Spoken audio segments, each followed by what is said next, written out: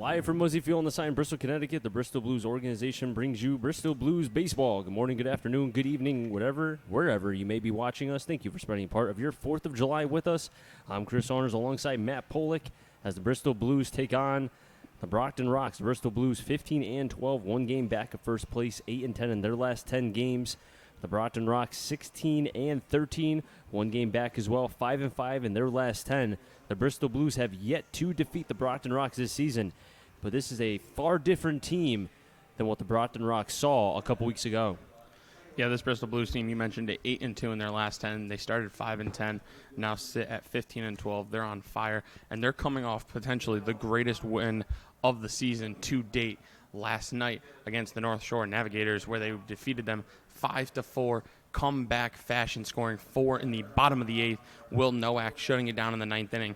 This Blues team coming off a great win, looking to continue their hot play as of late here today at a hot day here at Muzzy Field. And the Bristol Blues yesterday won in comeback fashion. The comeback kids scored 4 runs in the bottom of the 8th, and then Nowak got his seventh save of the season. But let's not forget who started that game and kept the game, of a close variety in terms of Ryan Locke, who goes to Wagner College. He, in a lot of ways, when you consider, gave up 3 runs in the first, gave up 1 run in the third, but then threw 3 innings, and gave the Blues 7 strong innings. If you told me that he was going to go 7 innings after giving up 3 runs in the first, I would have said you were crazy. Well, he did that, and I think he got 100 pitches, about 100, give or take a few. Yeah, around that. So, and then, Seahorse went the 8th, and then the Blues were able to, after what we saw from Cam Sagan, who, mind you, is a high schooler still. He's going to his freshman year at UMass Lowell. He shut down the Blues through 6, but then once they got to the bullpen, it seemed like the Blues at-bats got better and stronger, and that allowed them to be able to make a comeback, all started by Parker Upton, who hit what looked to have been a broken bat single through the 3-4 hole. Yeah, before I get to the Blues, Cam Sagan of the Navigators, going into his freshman year of college in the fall, he was able to throw all 4 of his pitches for strikes.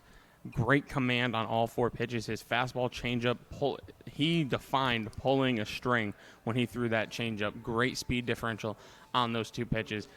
And the one batter he really had puzzled all night, which is a shock, was Austin White. Austin White, I've never seen him look confused in a batter's box. He looked so uncomfortable last night against Cam Sagan. But then, you said it, once they got to the bullpen of the Navs, they were able to figure it out, get the rally going, come from behind, and win the ball game. And then you look at the Brockton Rocks, who, as I said, 5-5 in their last 10.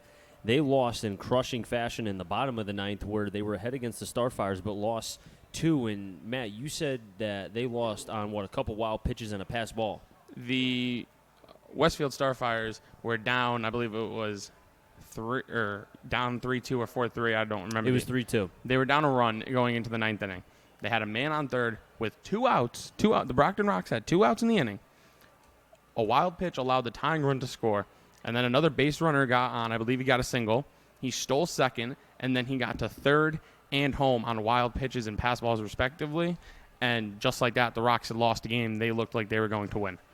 And that loss, what could have been a situation where it would have stayed a half a game, 1.5 games, is now only a full game. And if the Blues were able to win tonight, considering that the Pittsfield Suns right now are losing to North Shore at a score of 1-0, it's still early, only in the 2nd inning. If the Blues can win, they could put themselves in a situation where they might be in first place by the end of tonight. Or more so tied for first, I should say. Yeah, that's a possibility definitely tonight. But, you can't really be scoreboard watching. You can only control what you can control, and that for the Blues tonight is beating this Brockton Rocks team, which is not an easy task. Very talented roster. They can hit for power, and they're definitely not an easy opponent by any means. Now, you're going to notice something differently today with the Blues jerseys because it is 4th of July. They will have the camo jerseys. I know yesterday, Matt, you complimented the North Shore Navigators about their throwback to the Mariners back, in the 70s, 80s. But now, because of it being the 4th of July and wanting to represent the troops, the fallen ones who keep this country safe, camo jerseys. And I have to say, even with the sun basically beating on us, the jerseys still look nice. Yeah, they do. A nice royal blue with some digi-camo sleeves, and then the red, white, and blue American flag inside the Blues lettering on the front and on the numbers in the back. And if you are a fan of these jerseys, come down to Muzzy Field tomorrow night for our game that starts at 7 o'clock. These jerseys will all be up for auction. So if you like these jerseys, you can come down and potentially get one tomorrow night. And I'm sure there's going to be a lot of people wanting those jerseys. Including myself. You're going to have to. Do you have enough money? I got money. Yeah, okay. I got money. Now, the Blues lineup, which we'll get to after the national anthem, there's only a couple changes. Reiner will be behind the plate, and then only Orzechowski is basically the only difference between yesterday's lineup and today. So Ronnie Palmer sticking with the troops thus far, going with Reiner behind the plate, who we saw in the ninth inning when Lasky was pinch ran for by JT Mounts. Yeah, if it ain't broke, don't fix it. And that's what they're going with. Obviously, the catching situation, they have three great starting caliber catchers in Sam Loda, Jordan Lasky, Will Reiner. And with the weather being like this, it's not great for these kids who have already caught, in the case of Sam Loda, over 50 games this year. It's not great for them to be catching back-to-back. So, obviously, Ronnie Palmer, manager of the Blues, wants to keep his catching staff fresh. Normally you hear that with pitching staffs. But he wants to keep his catching staff fresh in days like today. So, Will Reiner getting the start behind the dish. And if I can guess anything from watching Will Reiner thus far is just because it's 90 degrees out there, he's going to be giving it 120% with all that gear on. He's going to throw the ball around the infield with high ability. He's got a cannon for an arm. He will not be afraid to try to throw a runner out here or there. So these runners better be alert for the Brockton Rocks. Well, we saw Reiner do that against Nashua with the back pick. And he did the classic, bye-bye. Maybe, some could say that was cocky. Others could say that he was confident. Either way, we've seen Reiner do it multiple times. And then you have Danny Roth as well, who yesterday sacrificed himself in his last at-bat. He had a couple, there was nobody out, could have tried to be able to go for a hit. Instead, wanted to be able to get the sack bunt down, move the runners over. I think that, in and of itself, as I said yesterday, and, we like small ball, but we like being able to see team players. And for what Roth did, I think, deserves a lot of credit, and something that both Ronnie Palmer, who's walking out with the lineup card, as well as Andy Thorold, the manager for the Brockton Rocks, who's in the middle part of the field, right at home plate on the right-hand side. On the left-hand side, Ronnie Palmer will be on the right-handed hitter's batter's box. But going back to Danny Roth, you know what? I clapped yesterday, and I'll clap again. Seriously, a lot of credit to him. Yeah, great job being a team player there in that huge eighth inning in the Blues comeback victory last night. And, the Blues just looking to continue their success here tonight, and it's not going to stop tonight. They have home games tomorrow, Saturday, and Sunday, although Saturday, knock on wood, A little iffy. Little iffy weather-wise, but we should be able to get tomorrow's game and Sunday's game. Saturday will be iffy. Yes, but Saturday's a question mark. Let's enjoy the beautiful day right now on this 4th of July. Once again, thank you to all the troops and the fallen ones as well who kept this country safe and do keep this country safe. Yeah, and you mentioned Nashua about them getting picked off by Will Reiner. I do want to give credit to Nashua. Today, though, beautiful 4th of July jerseys for the Nashua Silver Knights here tonight. If you did not see them, you could see them on the Futures League official Twitter page. They were amazing. Not as good as our Blues ones we have here tonight, but they were pretty cool. Now we're going to take a pause right here, and we come back. Lineups and first pitch next. We're watching the Bristol Blues baseball right here on the Bristol Blues YouTube channel. Chris Saunders alongside Matt Pollock as the Blues take on the Brockton Rocks. The battle for first place will begin here. First pitch set at 7 p.m. We'll be right back after the national anthem.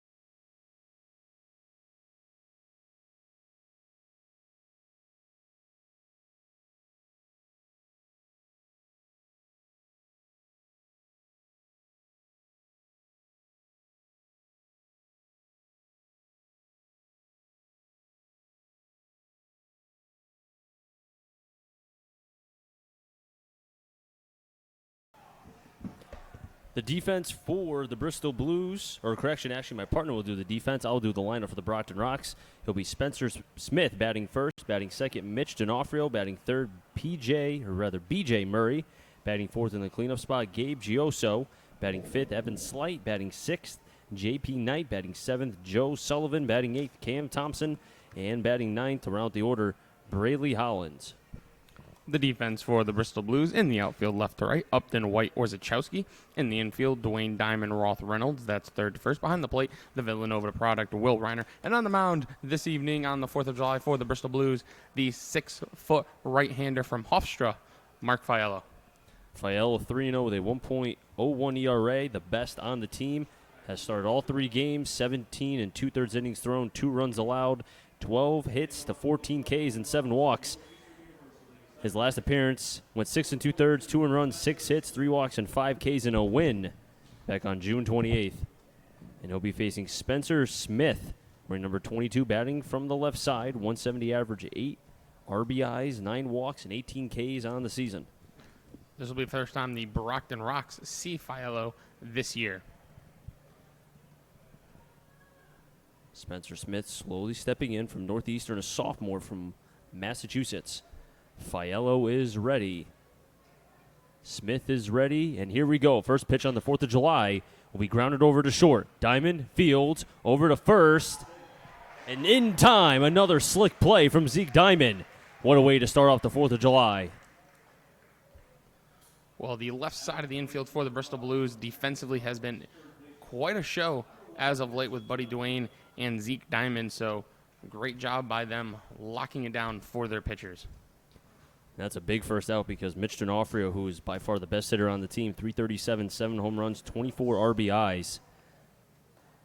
First pitch, inside and low, 1-0. D'Onofrio leads the team in home runs and RBIs.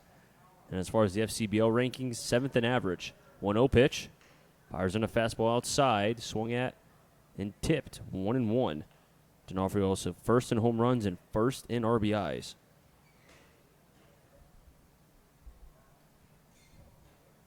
1-1 pitch. Off-speed pitch drops it in, 1-2. Scouting report on Fiello. Can get his fastball up to 92 miles per hour and also has been holding batters to a 188 average. 1-2.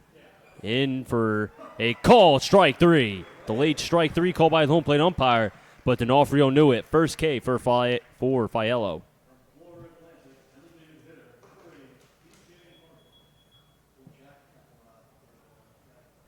BJ Murray stepping up to the plate, batting .263, 2 RBIs, 6 walks, and 3 Ks. Murray batting from the left side. Murray from Florida Atlantic. First pitch, outside, 1-0. This sun cannot be fun for a left-handed batter at this time of day right here at Muzzy Field. Now, BJ Murray, he's from the Bahamas. Nassau, Bahamas. Oh, and 1-0. Outside, looked to be right there, but instead 2-0. This home plate umpire, I have a feeling Matt's going to be saying a couple things about him throughout this game. You know, somebody critiqued my critiquing of the umpires after last night's broadcast. He said, that was the first time I've heard you be nice to an umpire. And last night's umpire was incredibly consistent. I want that dude calling every single Blues game from here on out. But I'm going to try to be nice to the umpires today. Hopefully they don't mess it up. 2-1 offering to Murray. Swing and a miss, 2-2. 2 balls, 2 strikes, 2 outs. Spencer Smith grounded out the diamond on the first pitch, and then D'Onofrio struck out in a 1-2 breaking ball. Fiello looking for his second K. Gets the sign from Reiner, the 2-2. Popped him up. Left center. Going back is White and Upton. Who's going to call it? And the catch will be made what looked to have been by Austin White. Score that an F8 in the book. A 1-2-3 inning, the first one for Fiello. As we head to the bottom of the first inning, no runs, no hits, no errors, and nobody left on base. Bristol Blues coming up to bat.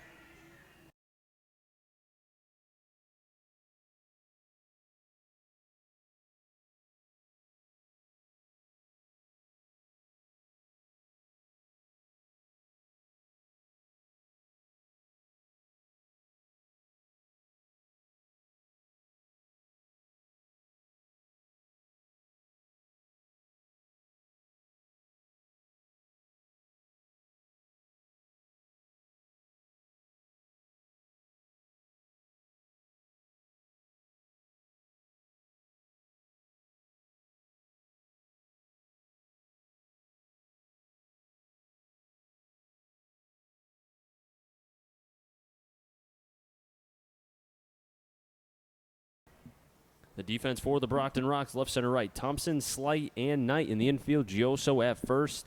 Smith at second base. Hollins at short. D'Onofrio at third. Behind the plate, Sullivan. And on the mound, Dominic Rutigliano. Full lineup for the Bristol Blues this evening. In the top third of the lineup, the center fielder, Austin White. Behind him, Parker Upton, the left fielder. Batting third is the designated hitter, Brandon Miller. Batting cleanup, the first baseman, Dylan Reynolds. Buddy Duane, the third baseman, is behind him. Zeke Diamond, the shortstop, back sixth. Batting seventh, doing the catching, is Will Reiner. Batting eighth, playing second base, Danny Roth. And rounding out the Blues lineup is the right fielder, John Orzechowski. Now, Rutigliano is a 6'2", 165 right-handed pitcher. Does go to the University of New Haven, so a local player. His last start on June 17th against Nashua. 4 innings pitched, 2 earned runs, 4 hits, 3 walks, and 3 Ks. Does have a 4.90 ERA. Has started 3 of the 4 games he's appeared. 14 2/3 innings, 8 runs, 15 hits, 9 Ks to 8 walks. So a player that's been, you can say, inconsistent with his command, as we've seen a lot from the pitchers this year, but by far we saw the best one last night as Cam Sagan, and I think that speaks to how well he pitched, that we're still talking about him even a day later. Austin White, first pitch in and low, 1-0. Yeah, and the most impressive thing about Cam Sagan was how uncomfortable he made Austin White look. We know how good of a hitter White is in the box, and he just looked so uncomfortable against Cam Sagan as White takes a pitch on the inside corner for a strike, 1-1 count now. And that's honestly what impressed me. Yes, he located all 4 pitches for strikes, but the fact that he made Austin White look so uncomfortable was what impressed me most. The 1-1 pitch looked to have hit Austin White, and they're going to say it hit him before the dirt. So a hit by pitch, Austin White will be on first. And that's not a fun spot to get hit, as you see him trying to, bounce that one out, the pain away from that one, walk it off, as Ronnie Palmer looks a little concerned down there in the third base coaching box, as White asks for time from the field umpire, say, hey, let me stretch this out a little bit. I think, too, that was a breaking ball. That looked to have been. Yeah, it looked like a breaking ball that just didn't break. Or broke a little too much, But nonetheless, Austin White will be on first base. Now, we'll see if that will affect him. He does have 14 stolen bases on the season, as well as his counterpart, Brandon Miller, who is on deck. Parker Upton is at the plate right now. So he's at the first pitch, comes up empty, 0-1. Parker Upton, who did have 3 hits last night, 270 with 6 RBIs and 8 walks. And I said last night that potentially could be a huge turnaround game for Parker Upton, who had been struggling going into last night, but 3 hits last night. See if he can keep it going here tonight. The 0-1, White staying, up the middle, kicks off the bag and through. White's going to stay at second base. So the first hit for the Bristol Blues coming off the bat of Parker Upton. First and second, nobody out. Well, Parker Upton's the one that got the single that started the 8th inning rally last night. He gets a single here in the first after White gets hit by a pitch. And Chris, you said coming into last night's game he was 4 for his last 21, I believe it was. Correct. And now what? He's 4 for his last 5, something along those lines. Yep. So. And he had the first hit yesterday too. Yep. Parker Upton, don't get too close. You might get pretty hot. And speaking of hot, Brandon Miller batting 400, 7 extra base hits, 18 RBIs. Miller from St. John's batting from the left side of the plate. Pulls in the bunt, then pulls the bat back. 1-0. That's interesting that Miller would attempt the bunt. I know the third baseman D'Onofrio was playing somewhat far, but I don't know. You're probably one of your hottest hitters. I'd let him swing. I mean, it could have been a personal call, He's got speed. We've seen it. He steals bases. 1-0 is Miller. Sends that one into right. Going back is Knight. Turns. Looks. It's a bomb.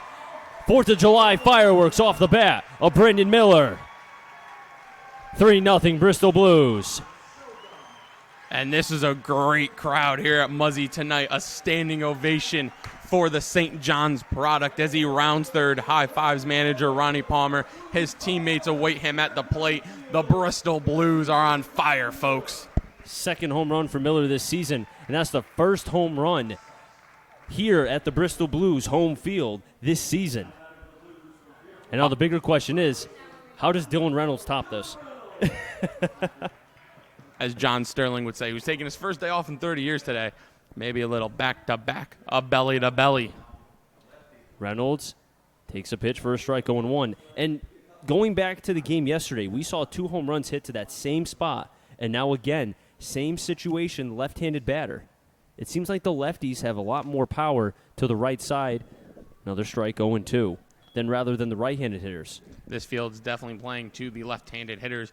Ball is flying out to right field lately here at Muzzy. Now Rutigliano gave up a 3-run bomb to Miller. 0-2, low, 1-2.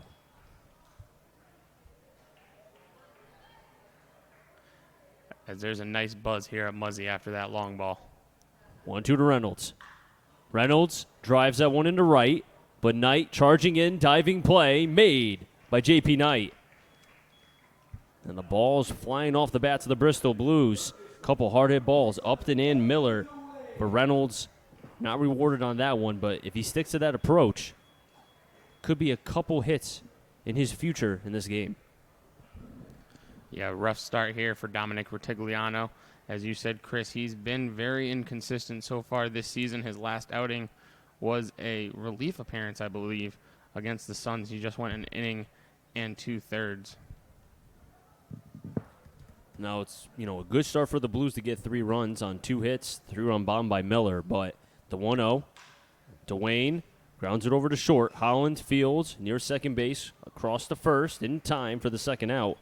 Score that a 6-3 in the book. Now Zeke Diamond coming up batting .375. But back to my point, this is a very power-laden team in the Brockton Rocks, and I don't think 3 runs will be enough. Even with how great Fiello has been pitching, this Brockton Rocks team will score runs. Well, not only do they have the chance to score runs, but they can do it in bunches because of the long ball. They could do exactly what the Blues did here in the first, get 2 guys on, then one swing of the bat, and boom, we got a tie ball game. We're starting over again. Don't forget the stolen bases. They have 46 stolen bases on the season. Yeah, so they can run, they can cause havoc. Once they get a runner on, they could really mess up Fiello with some base running and potentially have him make a mistake. Diamond pulls the bunt, decides to pull it back. 2-0. Diamond is good for at least 1 bunt a game. And if anything, putting that in the back of the mind of D'Onofrio, who is now playing close, that opens up the 5.5 hole between third and short. 2-0. Grounded up third baseline, 2-1. Also opens up that third base foul line, which he tried to use there. Probably has, maybe 5-6 feet, I would say, maybe. I can't even to the see pole the side? sun's in my eye. I don't know, the sun's really kind of coming down near the press box. The shadows over the entire field of Muzzy. Outside, 3-1. On deck is Will Reiner, double deck Danny Roth. If anyone's curious, it's 89 degrees in our press box. What's it outside? Not 89, I bet. 3-1 to Diamond. Diamond pops it up.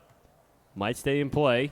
Sullivan takes off the mask. D'Onofrio calls him off near the line, makes the catch, and the side will be retired. Score that a F5 in the book, but the Bristol Blues get 3. Start off with a Parker Upton single, rather Austin White hit by pitch. Then Upton singled up the middle, and then Brandon Miller delivered the first home run for the Blues here at Muzzy Field in this 2019 season, his second of the season. And the Blues are up 3-0. We're heading to the top of the second.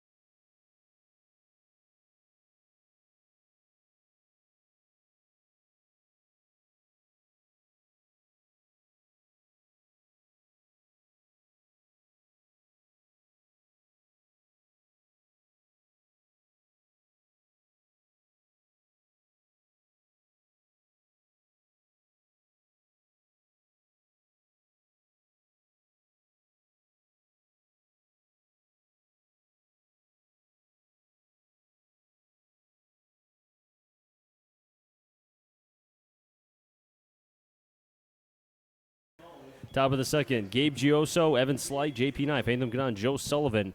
Bristol Blues off to a 3-0 lead here on the 4th of July as a Brendan Miller 3-run shot. And I would have to say a future All-Star is in his future. Fael back on the mound. First pitch fired in for a strike, 0-1. The shutdown inning right now, your team gives you 3. Faello had a 1-2-3 inning in the first. Starts off with a strike here. About a shot put 50-footer. No harm, no foul, 1-1. And Chris, last half inning, you asked what the temperature was outside because it's 89 in our press box, 83 degrees outside, so we'd be better off outside. 1-1. Outside, 2-1. Gabe Gioso, 6'3", 210 from St. Mary's College of CA. He's a junior from California. I would just say St. Mary's College. Interesting. Okay. 2-1 offering to Gioso. Sends that one through the 5-5 hole and into left field. First hit for Brockton. Coming off the bat of Gioso. And Chris, you talked about the shutdown inning Philo needs here. Not a great start with the leadoff single to the Brockton Rocks first baseman. That'll bring up Evan Slate, their center fielder. But I will say, though, batting 200 with 4 RBIs and 12 Ks on the season. He does have a long ball, though, so the potential's there. Left-handed hitter, ball's flying out to right. You can't take him lightly. Slate batting from the left side of the plate, so he's at the first pitch, fouled it back, 0-1. You can't take Slate slightly. Say that 10 times fast. I'm not even going to attempt. Because I know I'll mess up. He goes to University of Virginia. He'll be a freshman. Evan Slate. 0-1. Runner staying. And it hits Slate first and second. And kind of polar opposite of what happened in the bottom of the first where it was a hit by pitch and then a single. Here it was a single and then a hit by pitch. And now the Brockton Rocks have something here in the top of the second. And J.P. Knight, who does go to Tufts University of the NESCAC, batting 200.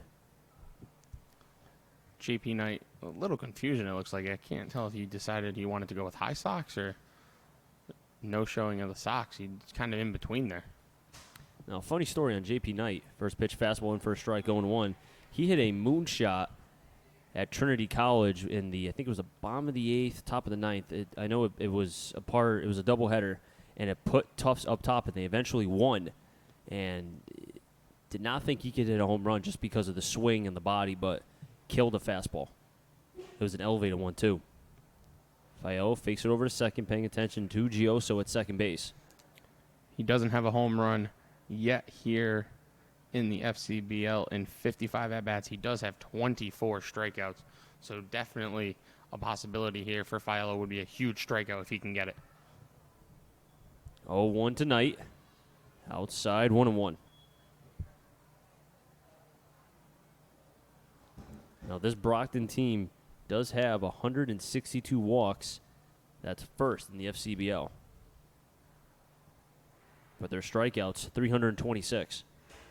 That's a lot for only not even halfway through the season. Pitch outside, 2-1. Well, that's just they could potentially get to 500. I would say they'll get there. That's just a trend in baseball all around. Those strikeout numbers are just rising. I bet you Nolan Ryan watches baseball today and was like, man, imagine if I pitched in today's game. Inside, 3-1. I think him, Gibson, Randy Johnson, even Tom Glavine, Greg. I mean, considering how velocity is such a big thing now, I don't even think Glavine or Maddox, if they were to come now, would even have an opportunity to be able to pitch or even get noticed because you have to throw 94, 95 just to even get a look at, you know? 3-1. Outside for a ball, and the bases are loaded. And Joe Sullivan stepping up, batting .320 with 2 home runs and 8 RBIs. Joe Sullivan, the catcher from LaSalle. He's a senior, and he's from East Sandwich, Massachusetts. No, that's not a town. I'm not joking with you. That is the greatest name I have ever heard of for a town. So where do you live? East Sandwich. There has to be a reason behind that. I got to look it up. You should. First pitch. Fouls it back, 0-1. Fael start off this inning with a leadoff single off the bat of Gioso. And then a hit by pitch by Slate and then Knight on a walk.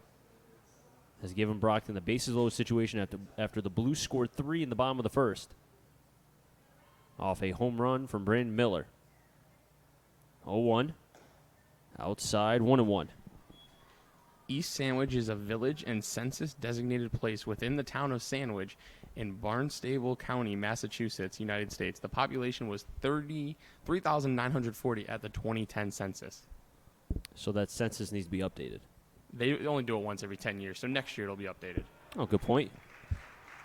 Drops in a breaking ball, Fiello, 1-2. Dude, that made my night. East Sandwich. Fiello's 1-2. Check swing. It doesn't matter. Called. Strike 3. Second K for Fiello, and it comes at a perfect time. First out. And Cam Thompson stepping up, batting .222. Both Thompson and Hollins will be going to Oklahoma State in the fall.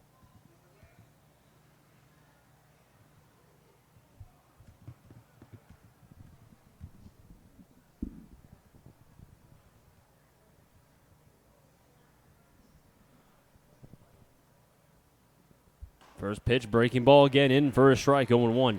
It looks like that breaking ball by Fiello, if it's on, and he can command that pitch in the strike zone, it doesn't look like Brockton has an answer for it right now. It looks like they're sitting dead red on the heater. And I think Will Reiner knows that behind the dish. 0-1. Another breaking ball, same spot, equal result, 0-2. And I think for Fiello, take advantage of these young hitters right now, batting 8 and 9. They see bases loaded. They probably want to expand the zone a little bit. Now you're heading the count 0-2. You don't have to throw a strike per se. Throw a quality strike. 0-2. See, that's a good pitch. Low, although he didn't chase, at least now it sets yourself up for now an elevated fastball. That's a textbook waste pitch. But it's a good waste. Yep. Because it looked like a strike, and then at the last couple feet, it just had that kind of tilt at the end. And that's the benefit of having a great catcher like Will Reiner behind the dish. You can throw pitches in the dirt. 1-2, over to third. Dwayne tags third. Over to first. Double play. The classic 5-3 double play. And Fiello escapes what was a bases loaded, nobody out jam, but got the K of Sullivan. And then the double play off the bat of Thompson. So after all that, no runs, 1 hit, no errors. And because of the double play, 1 player left on base. Running to the bottom of the second, the Blues escape what could have been a big situation. Will be Reiner, Roth, and Orzechowski when we come back.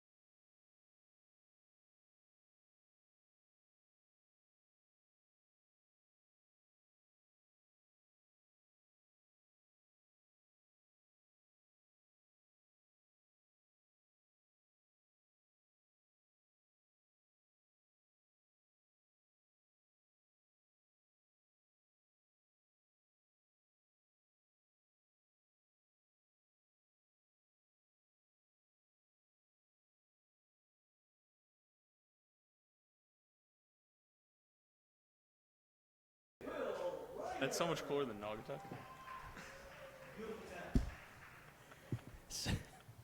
7-8-9. Reiner, Roth, and Orzechowski. Reiner batting .294, 4 extra base hits, and 9 RBIs. Fiello escaped what was a bases-loaded jam. Got a strikeout and a big double play. As Reiner will see a breaking ball in, 1-0. And Rutigliano from the University of New Haven, 6'2", 165 right-hander.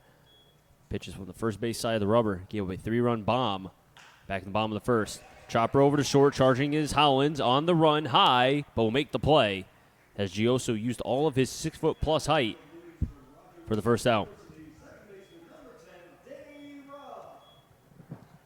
And Danny Roth batting .258 with 9 RBIs, stepping up.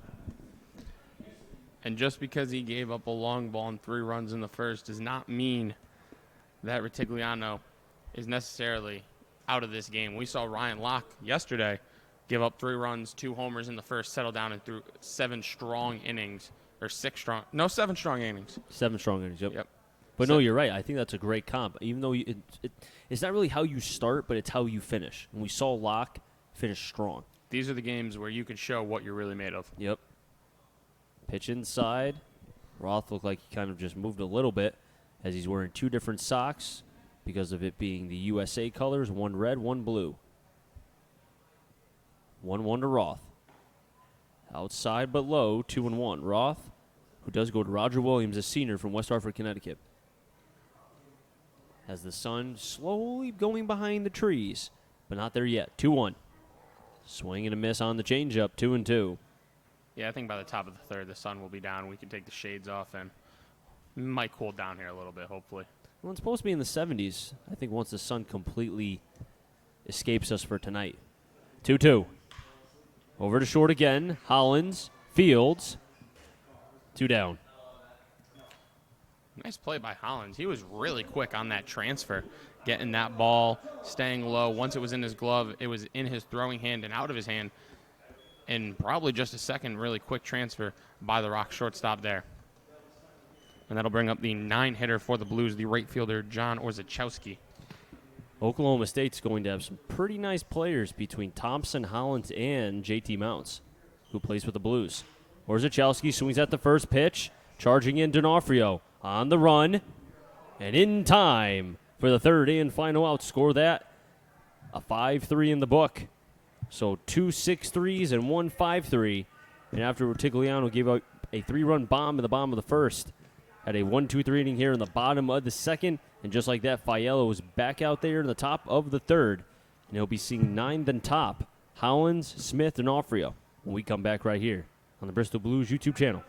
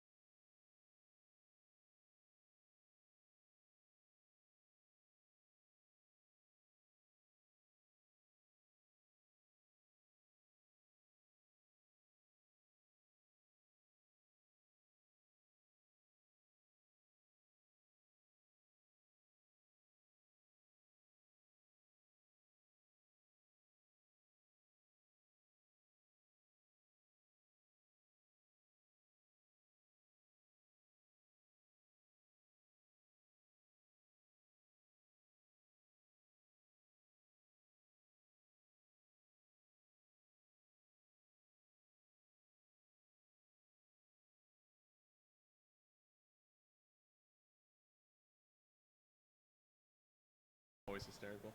Hollins, Smith, D'Onofrio, if any of them get on, Murray. And my partner thinks he's really funny. I'm hysterical. Hollins, who is going to Oklahoma State as well, batting .231 with 3 walks and 2 Ks. Facing Fiello here in the third. Fastball, low 1-0. This umpire's tricking me because sometimes his delayed strike 3 calls and even strike calls, I have to pause and wait. 1-0.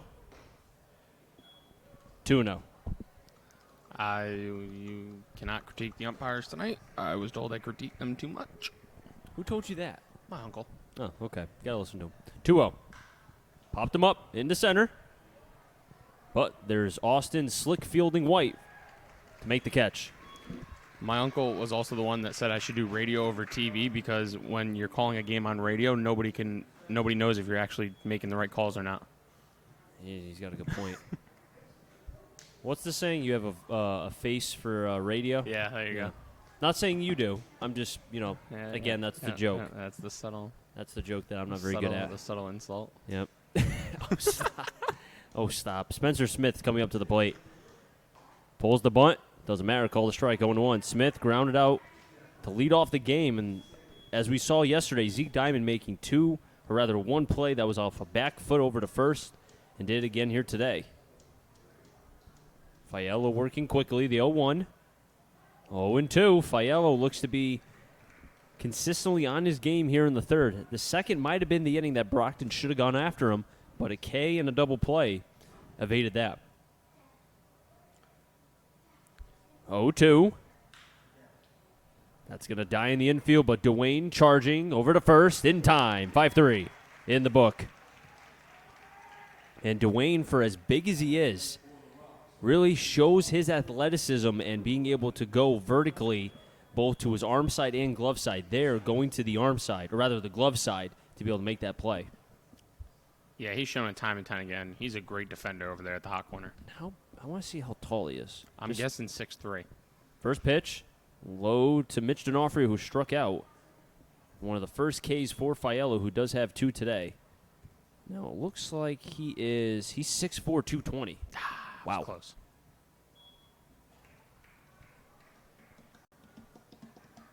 2-0 is the count. He moves so well for a 6'4", 220. Yeah.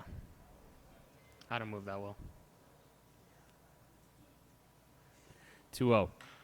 D'Onofrio delivers that one to left, but the catch will be made by Upton, and the side will be retired once again. Score that an F7 in the book.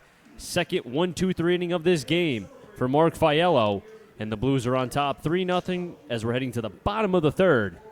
And we'll have the top of the order, White, Upton, and Brandon Miller. When we come back, Chris Saunders alongside Matt Pollock right here on the 4th of July.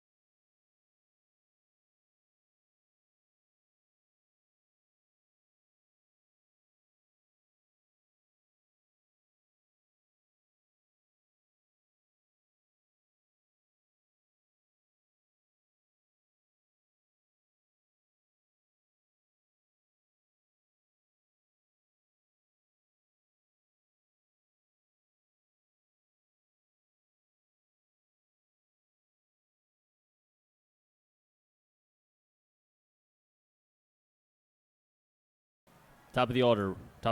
White, Upton, Miller. Finding them get on Dylan Reynolds as Fiello with his second 1-2-3 inning here today.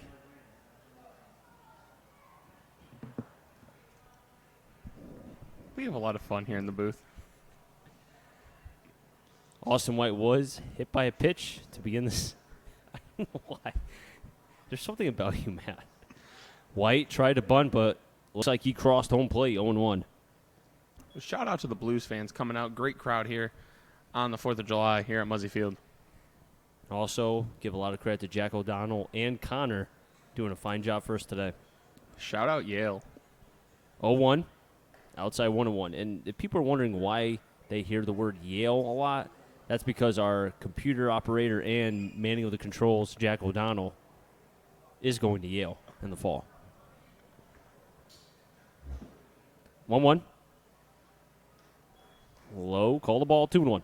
Fun fact, for the first 4 games, I didn't know Jack's real name, so I just called him Yale. Honestly, that doesn't surprise me. Not one bit. Anyone who knows me, it doesn't surprise them. Nope, not at all. 2-1. White fouls it back, 2-2. It does. See, I get it, small sample size here, but it looks like Austin White is just a tad off between yesterday and today. I could be wrong, but do you think maybe facing Cam Sagan could have messed him up a little bit? 2-2. 3-2. Well, they say baseball is 90% mental. The other half is physical. So maybe it's just a mental thing, you know. He was like, okay, I'm struggling against this kid, and then he just really hasn't regrouped since. Payoff pitch. In for a ball. So Austin White, having yet to record an official at-bat, hit by pitch, and now walk. And that walk gives him 26 on the season. That's the Austin White we know right there. Yep. Very patient, not swinging at pitches outside of the zone. And he draws a walk here to begin the third. He led off the first by getting on. That was a hit by pitch. This is a less painful way to get on base. But let's see if the Blues can put together another good inning as they did in the first. Throw back to first as Parker Upton, who singled up the middle for the first hit for the Blues, as he did last night against North Shore. White does have 14 stolen bases on the season. Tigliano pitches outside, called a strike, throw to second, way offline, as Smith covering behind the bag, stolen base for Austin White, his 15th of the season. And when he got hit in the first inning, I was a little skeptical, saying, okay, maybe that'll slow him down. It hit him in what looked like the leg or foot area, and he was hobbling to first base, so I wasn't expecting him to steal in the first, as he didn't. Here he takes off, gets there with ease. Not a great throw from behind the dish by Sullivan. 0-1, make it 0-2. And now the Blues have a runner in scoring position with nobody out. That gives the Blues now 59 stolen bases on the season. Compare that to the Brockton, who has 46. Catcher setting up inside. Upton down in the count, 0-2. In the dirt. Nice job by the catcher, Sullivan, keeping that in front. White having to retreat back to second base. And if you're Upton here, you were down in the count 0-2, now 1-2, still down. You got to shorten your swing here and get a ball to the right side of the infield and at least move Austin White to third with one out. Vertigliano getting the sign from Sullivan. 1-2 to Upton. Low 2-2. It almost looks like they really, right now Vertigliano does not have a strikeout, and who knows what's going to happen here, but it doesn't seem like there really has been a lot of swing and miss. More so a lot of hard contact, and even the foul balls have been hard. White. 2-2. Check swing. Sullivan tags Upton. Home plate umpire is going to ask the field umpire, did he go? No, he didn't. 3-2. Yeah, it seems as if the Blues are really seeing Vertigliano well here early on, just in the bottom of the third. But as you said, no strikeouts thus far, and even the foul balls have been hit hard. And if I recall correctly, only the pop out by Zeke Diamond was the really only truly soft hit ball. Throw back to second. And safe will be called. Sometimes you'll see, depending on who's covering, either the shortstop or the second baseman, they'll do something with either their glove, or they'll indicate something to the catcher to say, okay, throw back. And then you'll see the sign from the catcher given to the pitcher, and then you'll see the throw back to second base. Payoff pitch to Upton. In for a ball. And back-to-back walks. But Brandon Miller, who hit the 3-run bomb to right center, and before Miller can even step into the batter's box, Joe Sullivan is going out to talk with the right-hander, Dominic Vertigliano, as he gives him a pat on the shoulder with his right hand. Brandon Miller, something I've noticed lately since we were here on Monday, we've been here Monday, Wednesday, and now Thursday, and we'll be here Friday, Saturday, Sunday. But it just seems like Miller's walking up to the plate, and he looks so much more confident. Swag. I didn't want to say that word. It's okay. I'll say it. Swag game. He's right. good. Yeah, I'll let you say that. that's fine. I'll say confidence. I'll say swag. Nonetheless, he's doing something right, Batting, 400 going into today, and that average went up. along with a homer and 3 RBIs. First baseman playing in front of Upton. First pitch to Miller. Low 1-0. Now, how will Dominic Vertigliano attack Brandon Miller here, as it was an off-speed pitch that Miller did hit out to right center? So, do you go back to the well again? Do you maybe trick him with a fastball? Right now, behind in the count, 1-0. White at second, Upton at first. 2-0 is the count. It looks to be that Vertigliano wants no part of Miller, and it doesn't get any easier because Dylan Reynolds and Buddy Dwayne are behind Brandon Miller.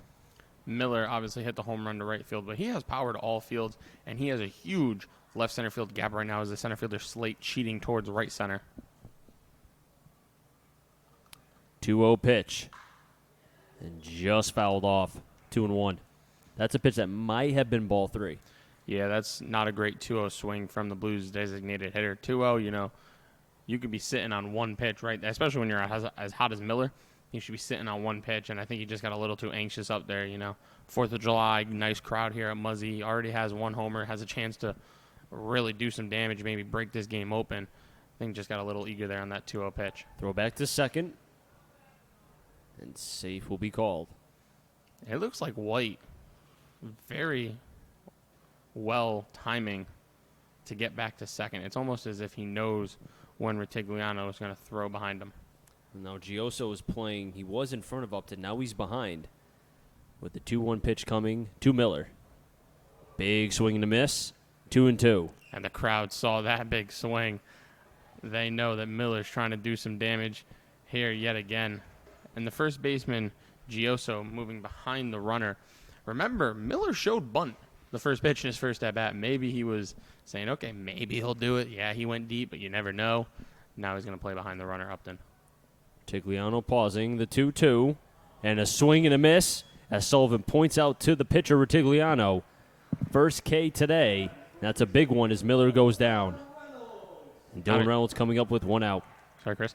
Not a great at-bat there by Brandon Miller. He got up 2-0, then he took a mediocre 2-0 swing, and then his 2-1 and 2-2 swings weren't pretty.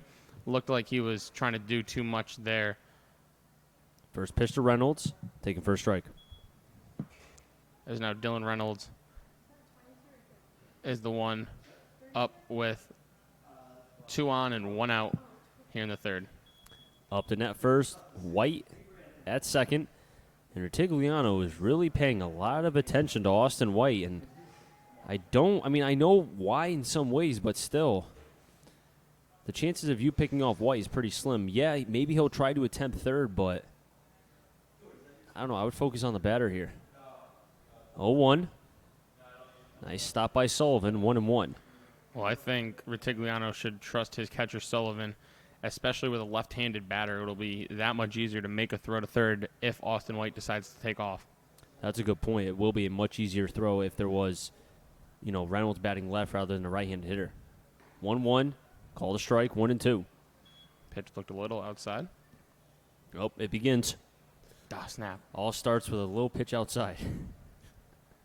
I didn't say that. Rewind. Cut that out. 1-2 pitch. Hard chopper over to second. Smith tosses over for one. Over to first. Double play. 4-6-3.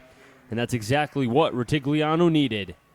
So after the double play, only one runner was left on base. As we head to the top of the fourth, 3-0 Blues over the Brockton Rocks.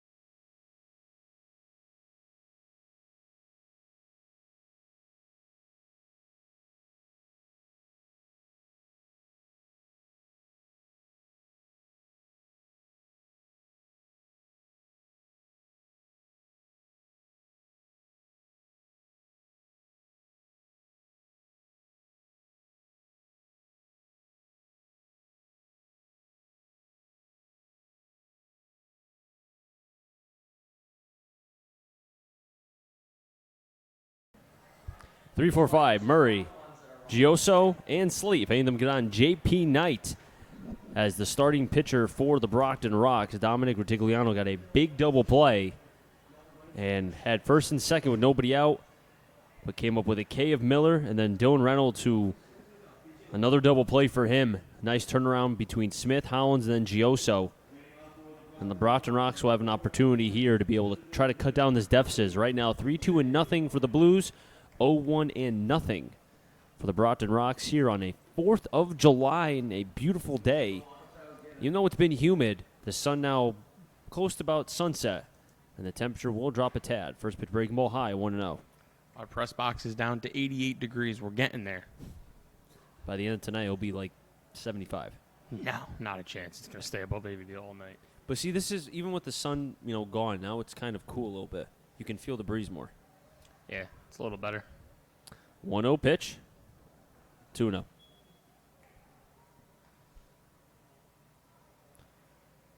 Murray flew out to Upton to finish what was a 1-2-3 inning in the first. 2-0. Make it 3-0. Fiello with 2 1-2-3 innings thus far.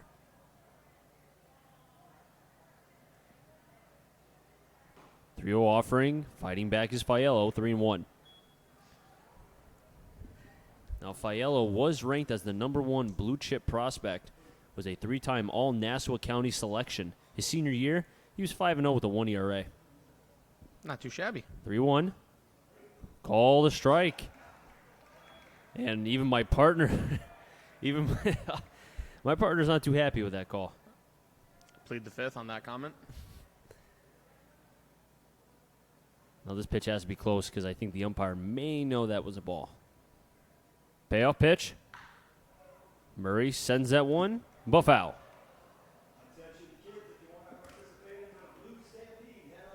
Now Fiello does have 2 strikeouts thus far, but also has given up 1 walk today. Gioso is on deck. Payoff pitch to Murray. Way up high. Second walk given up by Fiello. And that looked to have been a pitch that Fiello was just trying to overthrow. As Gioso will be stepping up to the plate. Yes, for a new ball. Whenever you walk somebody, you just blame the baseball. Yeah, why not? It's the baseball's fault, right? Yeah, it's got to be. Like, whenever you strike out, it's the bat's fault. Or it's the helmet. Yeah, it's never your fault. It's always something else's. Brockton Rocks as a team batting .233, 66 extra base hits, 162 walks, and 326 strikeouts. First pitch, low for a ball, 1-0. Some scores from around the FCBL. Worcester defeated the Nashua Silver Knights earlier today, 11-9. And in Pittsfield, the North Shore Navigators, as that pitch misses inside for a ball, have a 5-0 lead over the Pittsfield Suns. They are in the top of the 5th.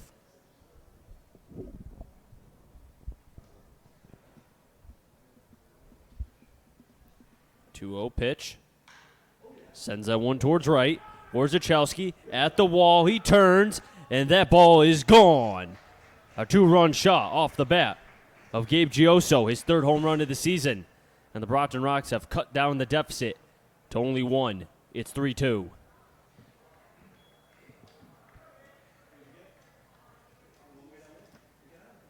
Well, we've said it multiple times in yesterday's broadcast and now today's. The ball is flying out to right as that ball is going to go right back to the umpire. And I'm sure Fiello's saying, I don't want that baseball back. Get rid of that thing.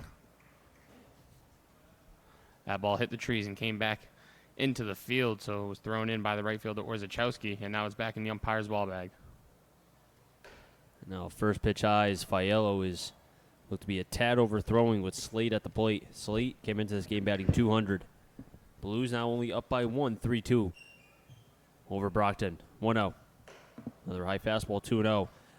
It's getting close now where you would think maybe a mound visit to try to calm down this right-hander who, since the first inning, has tempted with fate since then. 3-0. And no disrespect to Will Reiner, but one thing I really like watching Jordan Lasky catch is he's not afraid to call time and go talk to his pitchers. He will do it as soon as one runner gets on and he thought his pitcher looked shaky in that at-bat. Will Reiner, I feel, waits a little longer to go talk to his pitchers. And maybe it's the pitcher saying, hey, I don't like mound visits. I don't want to put the fault on Reiner if that's not the case. Maybe it's just these pitchers that he's working with aren't fans of their catcher coming to talk to them. As that one's sent into right. White's not even going to catch that one. Back-to-back home runs. This one, the solo shot. Evan Slate, and it ties the game 3-3. The Brockton Rocks, second in home runs, and they're showing why. And now Buddy Dwayne comes to talk to his pitcher, Fiello, probably calm him down, and now there will be a mound visit. Will Reiner comes out. That one was hit to right center, and White kind of just gave that a casual jog at best. That's what I like to call the your welcome jog. He knew it was getting out, but wanted to make his pitcher feel a little bit better. So he jogged towards it a little bit to make it seem as if he might have had a chance. And Evan Slate showing the kind of power that he will have when he goes to the University of Virginia in the fall. And now Fiello, who had a 3-0 lead, gives up the 2-run shot and then the solo shot here in the top of the fourth.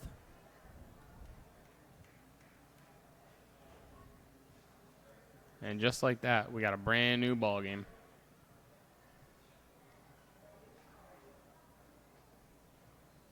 And JP Knight stepping up.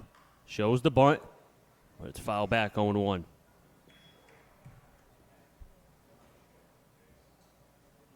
Bunting is one thing nowadays that I feel like if you can do it well, it's so valuable to a team because not many kids can do it.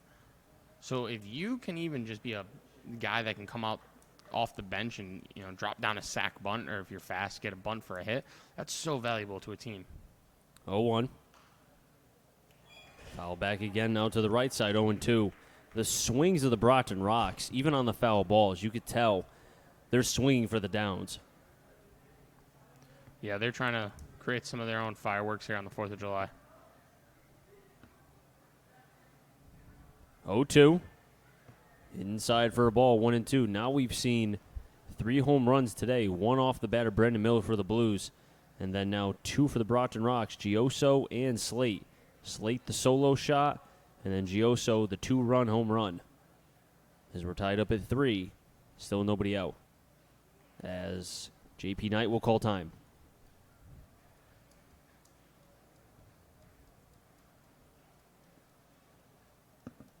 Home plate umpire points over to Fiello. 1-2 to Knight.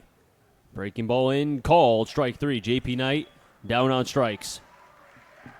Very late call by the umpire.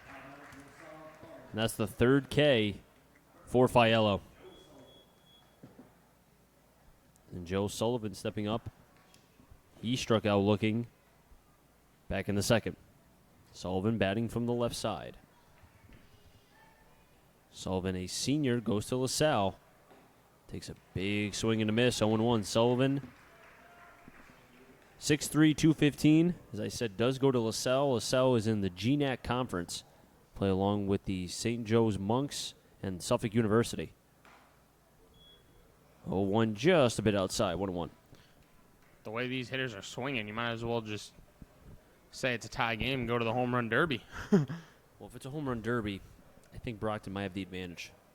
1-1 foul back, 1-2. I would stay away from that. This is the one team you don't want to get in a home run derby with. The way the ball's flying out, Blues got some lefties that can get it out there. They do, but not consistently. That's the problem, though. 1-2 to Sullivan. Swinging and a miss. Back-to-back Ks. Knight and then Sullivan give that now 1, 2, 3, 4 Ks for Fiello. Great pitch there by the Hofstra product, Mark Fiello, to get that swinging strike. And that'll bring up Cam Thompson, who by default is my favorite player just because of where he's from. And where's he from? East Sandwich, Massachusetts. Fiello from the middle part of the rubber. Deals. 1-0.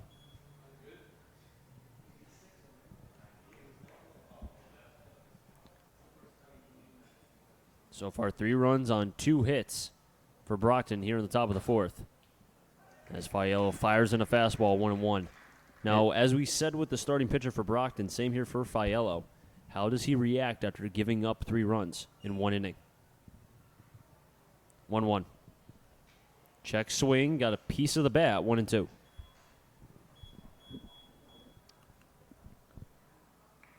We saw Rutigliano give up a 3-spot in the bottom of the 1st, and then now back-to-back zeros. Let's see what Fiello can do here now. 1-2. Outside, 2-2. That pitch was Fiello's 65th of the night. Still in line to be able to go, depending if he can get some quick outs. 2-2. Popped him up, left center. White has it camped under, and will make the catch. And the side will finally be retired. 5-8, or rather F8 in the book. But Brockton ties the game.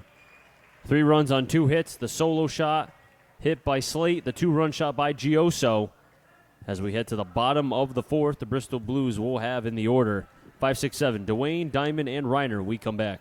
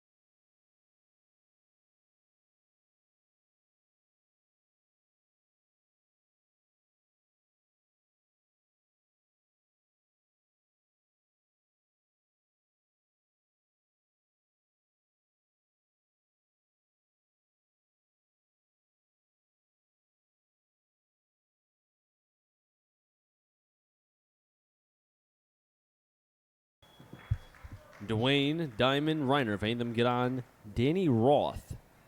As the Brockton Rocks tie the game at 3 with a 2-run shot by Gioso, a solo shot from Evan Slate, who will be going to the University of Virginia in the fall.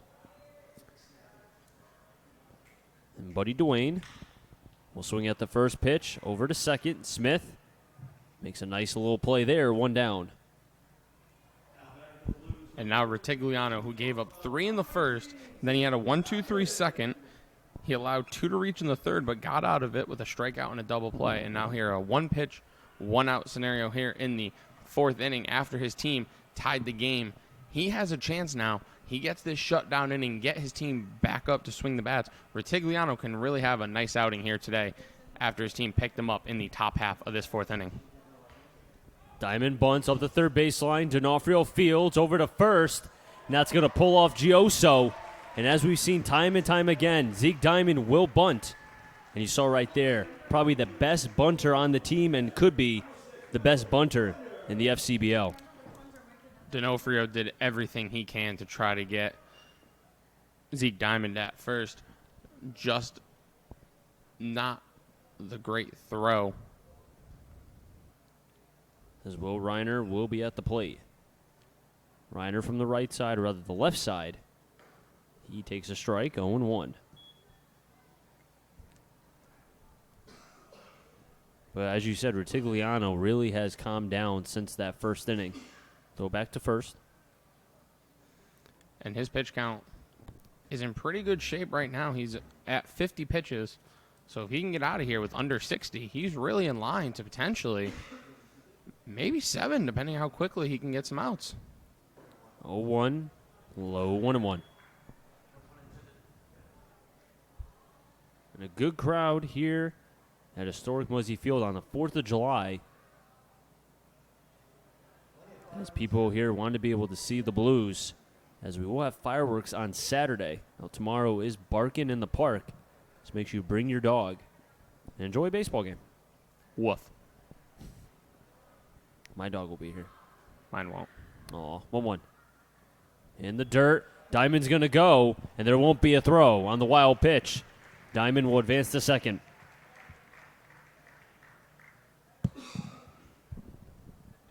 And Reiner will be ahead in the count, 2-1 here. Now Diamond is the go-ahead run here in the bottom of the 4th. Diamond runs well, aggressive base running. The outfield is playing pretty deep. A single probably can score Diamond if it isn't hit too hard and right at somebody. Good eye from Reiner, 3-1. And Reiner has shown a good eye so far this season. Really laying off those pitches on the outer half of the plate. It's the catcher's eye. He knows how he's, going to be attacked. As he calls time, wants to regroup here. As Reiner's left foot really close to that line in the left-handed hitter's batter's box. Tigliano getting the sign from Sullivan. Diamond dancing over there at second. Tigliano pausing. Back to Diamond. Now he steps off. Good decision there. Nobody was holding on Zeke Diamond at second base. They were holding true to their positions. And I'm not a huge fan of pitchers just letting runners dance like that. So smart by Tigliano to step off and regroup. 3-1. And that's going to be low for a ball. Another walk. And Danny Roth up to the plate. And coming into today, this was the problem with Ritigliano. Inconsistency with his command. Struggling today. That is his third walk issued here in the fourth. As you said, 28 strikes, 26 balls. Not very economical for the right-hander from UNH. And Roth grounded out to short in his first at-bat. Fires in a fastball, but another pick by Sullivan. I would say he's kept at least 2 or 3 balls that could have been dangerous for Ritigliano. As if that ball got away, you're talking about a second and third situation with only 1 out. Yeah, he's been a great job. He's been doing a great job back there. Orzechowski is on deck. Austin White double deck. 1-0 to Roth.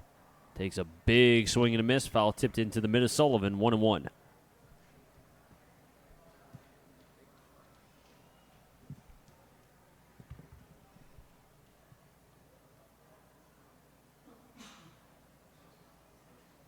Gioso playing in front of Reiner, who's on first. Diamond with a bunt single. As Roth will pop it up. Gioso going back in foul territory. So is Smith. And Gioso can't make the over-the-shoulder play. And although Roth will get a second strike, he'll have another life. And for anyone asking why didn't he catch that, that is a very tough play for a first baseman. Don't tell that to Dylan Reynolds. He can make those plays. We've seen Reynolds do that plenty of times. We have, but it's not an easy play. No, I mean, I by was joking, but... No, I know. Oh, okay, just checking. I forgot I'm not funny when I'm trying to be serious. 1-2 to Roth. Roth sends that one to center. Slate will be there to make the catch at the warning track. Diamond tagging from second, and he'll get to third. Heads-up play by Diamond. As Reiner will stay on first. That's big by Zeke Diamond to tag and get to third because now, pass ball, wild pitch, you can score. Orzechowski stepping up to the plate, has 2 RBIs on the season, but has a chance for number 6 and 7. But right now, I think he's just thinking, try to get number 6 and put the Blues up 4-3 here with Diamond on at third. Orzechowski grounded out to third. In his first at bat, he takes a strike, 0-1. Big at bat here for Orzechowski. He's a part of this very crowded Blues outfield, so playing time has to be earned. He has a chance to do some damage here and show Ronnie Palmer that he can come up in big spots. 0-1 foul tip. The curveball just got a piece. 0-2. Yeah, his position yesterday was taken up, if I recall, Christian Beal. It was Christian Beal, and he had an RBI single to right that gave the Blues their first run, and then we saw what they did in the bottom of the 8th. Orzechowski would like that same result here.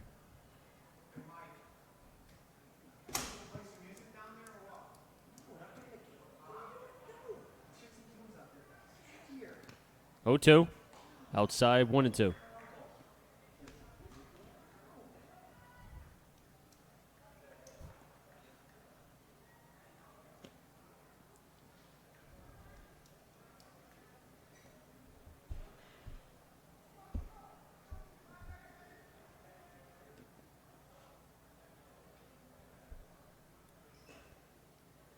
Diamond at third, Reiner at first. 1-2 count on Orzechowski.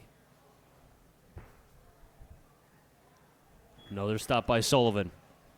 And he's really doing a fine job behind the plate. Big kid, too, 6'3". That's right. He has nothing on that Nashville catcher. Yeah, that dude was like 6'5", 6'6". Could play for the Knicks. I don't speak of that team that wears blue and orange in New York. 2-2. Just foul. Orzechowski on a defensive swing. Almost had a single. as that would have went up the first baseline, but that went foul.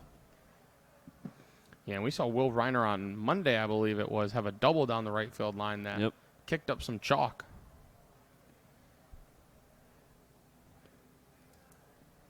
Rutigliano staring down Reiner first. Comes to set the belt. 2-2 to Orzechowski. And getting a piece and staying alive is the right fielder.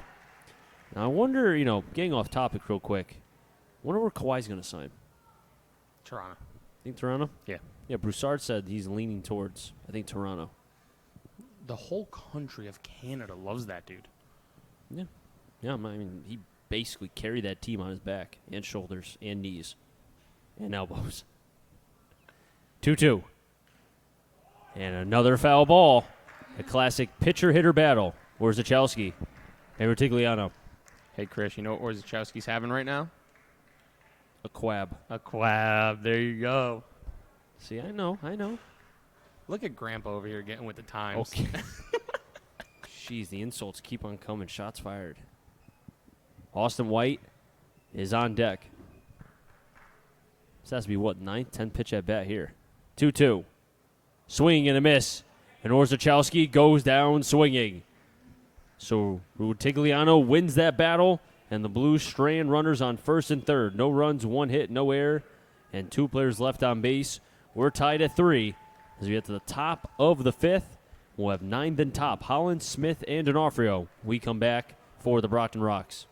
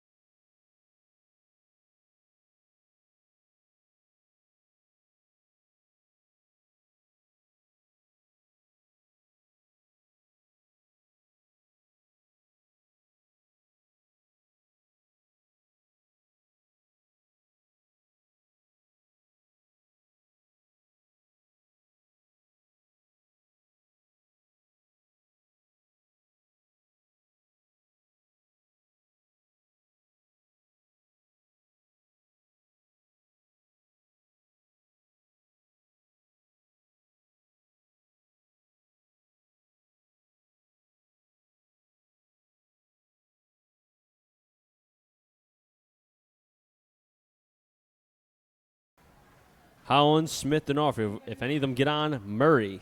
Holland, who flew out back in the 3rd, getting his 2nd at-bat here today. Spaiello still on the mound. Again, Holland's first pitch pop-up. And as he did in the 3rd, he pops up to Austin White. Second time the 9-hitter Holland has led off an inning. Second time he has led off the inning, flying out to Austin White. We're back up to the top again. Spencer Smith. As Fiello going through the order now for a 3rd time. Chris Saunders alongside Matt Pollock, Jack O'Donnell, and Connor doing the controls. Did you get my text? I just texted you all everything. First pitch to Smith. Low and away, 1-0.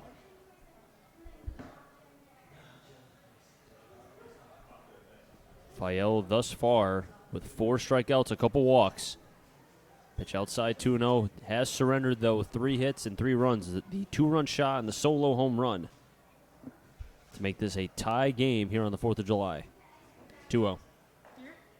Outer half of the plate. Nips the strike zone, 2-1. And the crowd looks like it's getting a tad bit bigger here. Maybe a couple fans trickling in post, 4th of July parties. It's 8:14 here in Connecticut. 2-1. Make it 2-2. They were just waiting for the sun to set. I mean, I can't blame them. They probably were at the beach or in their pool or watching the Yankee game. Still going on. They're going to the 9th. Chapman's coming in for their save. Yankees up 3-1 at the Trop. 2-2. Sends that to right, but foul. D'Onofrio's on deck. Murray on double deck.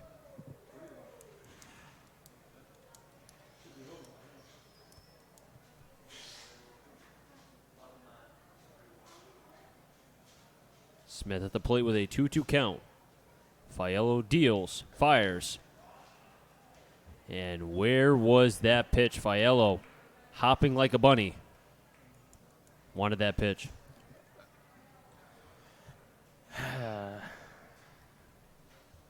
You really want to comment, but you can't. Can't do it. I mean, you could, but Nope. payoff pitch. And that's going to be a ball. I could tell that Fiello was trying to overthrow that. And he looks like he yelled at himself there. Maybe at himself or the whole situation. But regardless, a one-out walk. Smith's on. And D'Onofrio at the plate, who is 0 for 2. This is a guy who he's due and he will connect on something. It's just a matter of will it stay in the ballpark. First pitch to D'Onofrio. There was a breaking ball in 0-1. As your buddy Dwayne say, atta boy. That's fine. Smith leading off first, throws it back, does Fiello. And Matt will give us a couple score updates after this pitch in Major League Baseball. Another throwback. As I mentioned, the Yankees have a 3-1 lead in the bottom of the ninth. Chapman is on for the save in that one. In Toronto, the Blue Jays have a 3-1 lead over Boston. That's top 4. Pitch is high. Reiner gets off the tip of his glove. And that will allow Smith to get to second base. You know what? It's hard to say what exactly, but because it hit the mid of Reiner, might have to say that's a pass ball. The Phillies have a 4-2 lead over Atlanta. They're in the bottom of the second.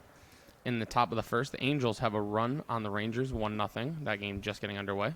1-1. D'Onofrio over to short. Diamond throws it to third. Tag applied by Diamond. He can't get it. They throw it to first, and it won't even be close. So first and third, one out.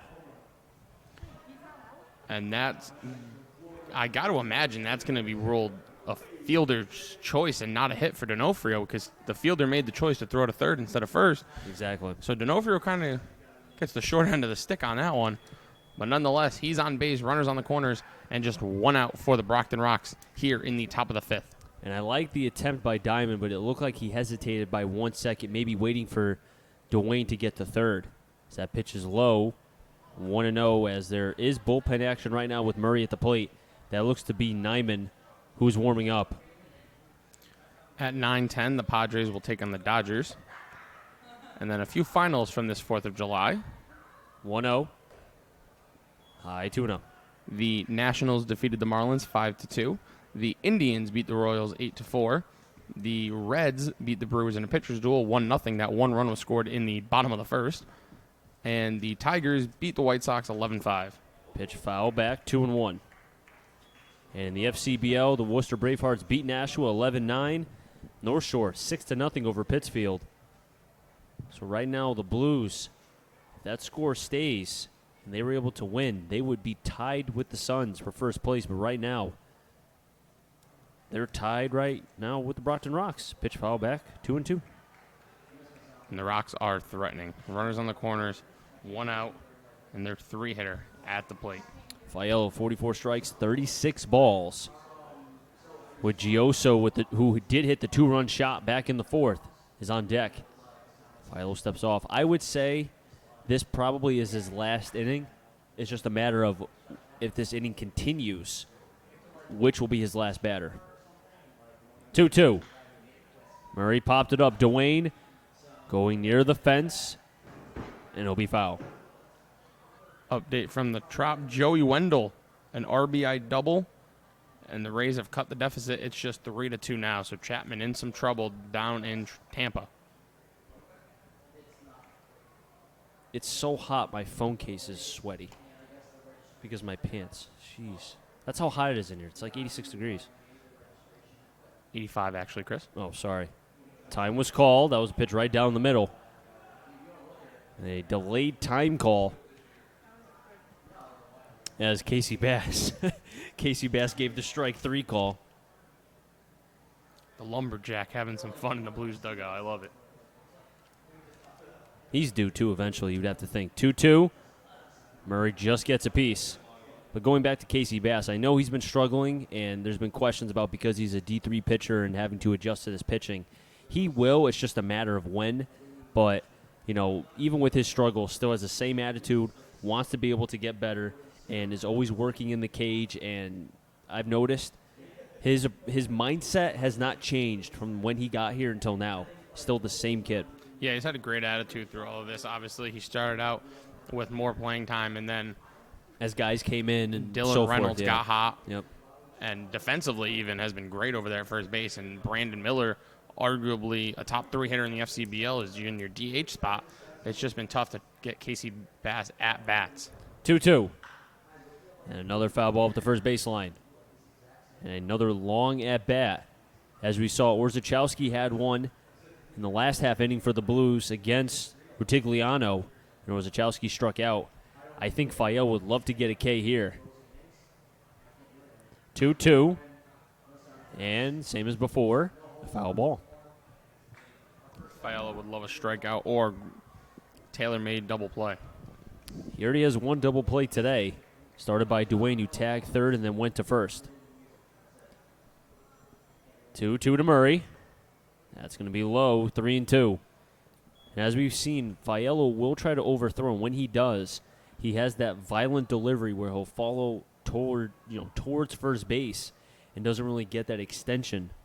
As you've seen, his fastballs will either be elevated going up or going down. Payoff pitch, runners going, pitches outside, and it doesn't matter.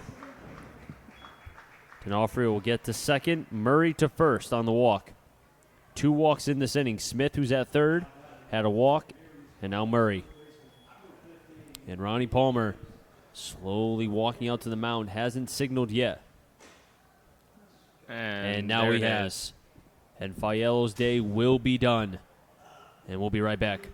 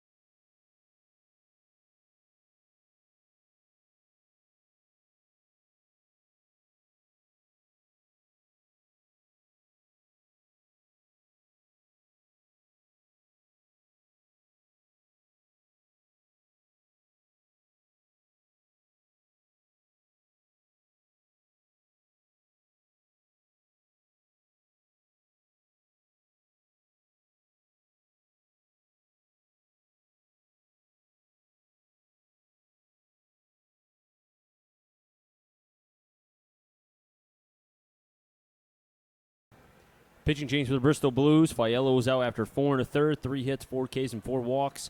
All 3 runners are his responsibility with 1 out.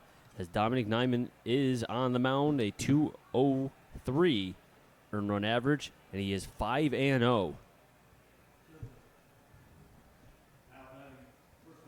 And he will be facing Gabe Gioso, who did have a 2-run shot back in the fourth.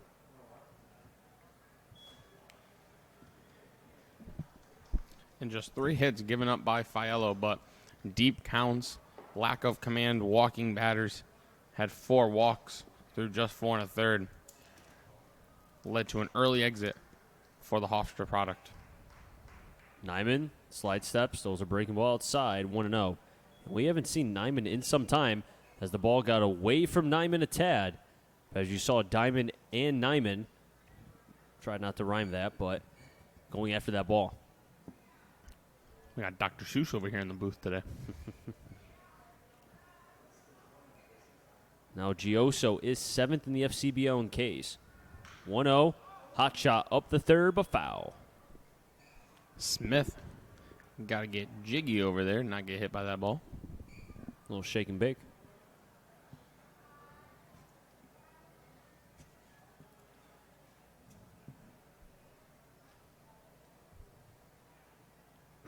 One, popped it up.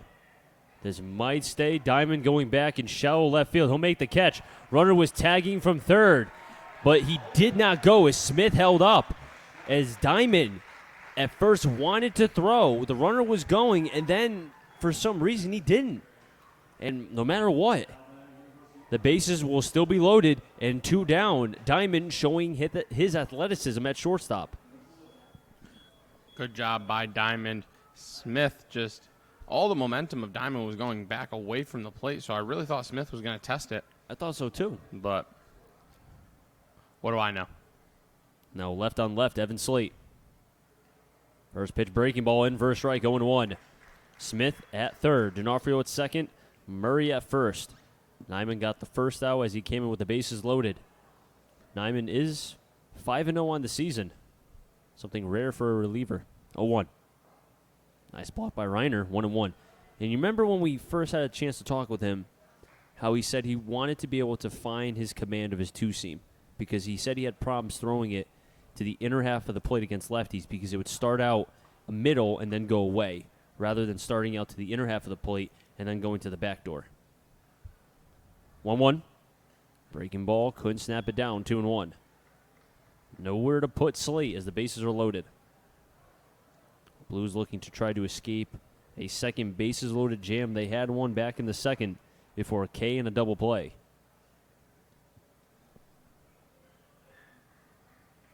2-1.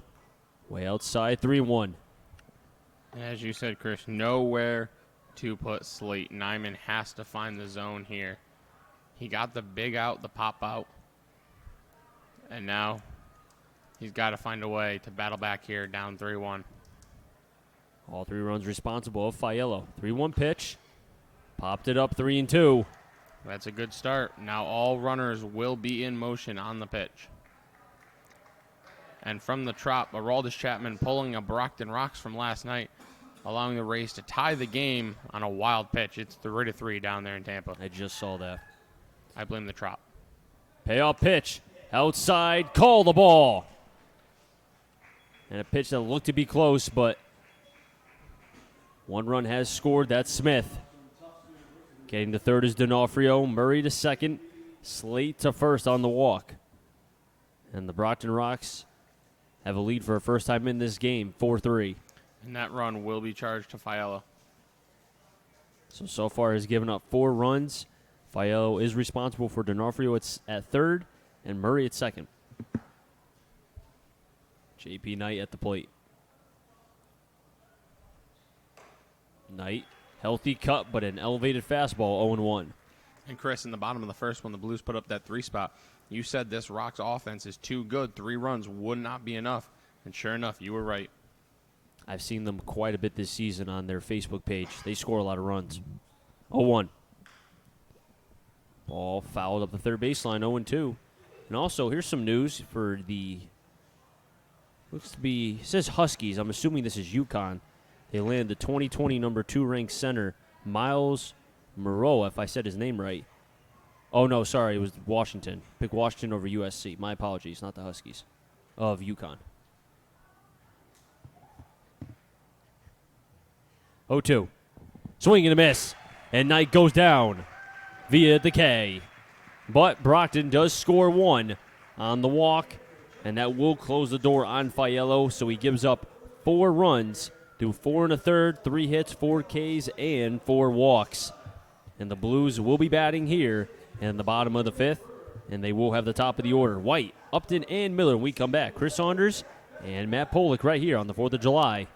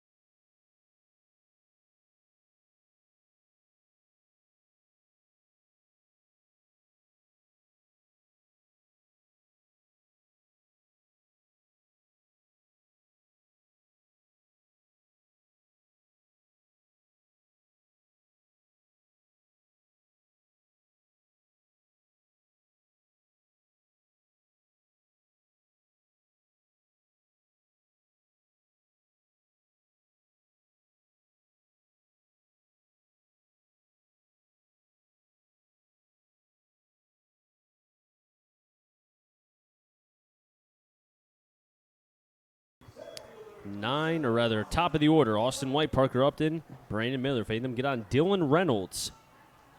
As the Bristol Blues are now down by 1. As the Brockton Rocks were able to get 1 run on a walk, a bases-loaded walk.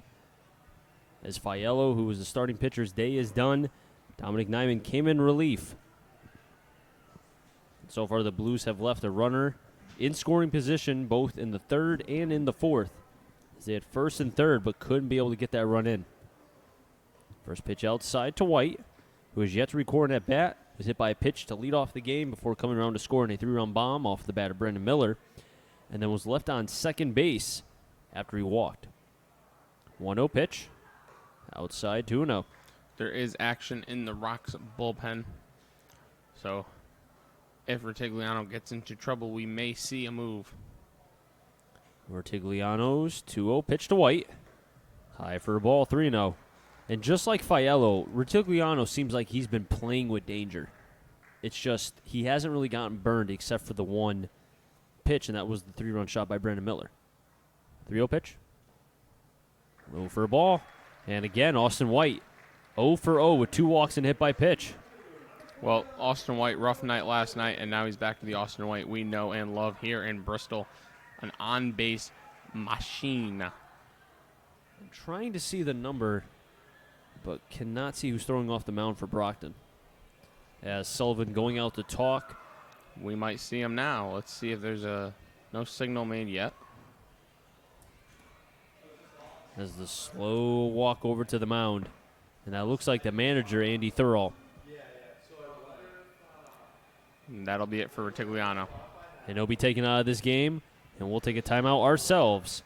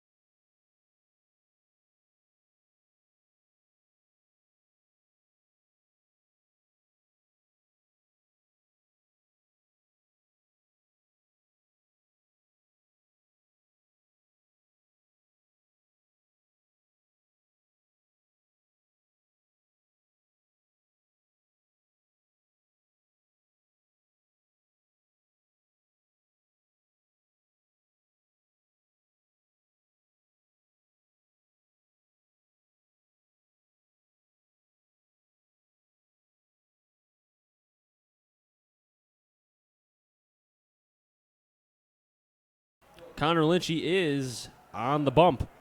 As Rutigliano's day is done, 4 innings pitched, 3 hits, 2 Ks, and 4 walks. Is responsible for White at first, and Connor Lynchy, who is 0-2 with a 7.87 ERA. My partner will give the rest of his stats after this pitch, as Parker Upton will be at the plate. Upton 1 for 1 so far. Pitch outside, 1-0. Connor Lynchy 0-2 with a 7.87 ERA. He's appeared in 5 games thus far. This is his 6th appearance. In 8 innings, 11 Ks, and just 3 walks. So it seems as if good command. 1-0. Swing and a miss, throw back to first. And in safely is White, 1-1. It's okay, Sullivan. Not everybody can be as cool as Will Reiner.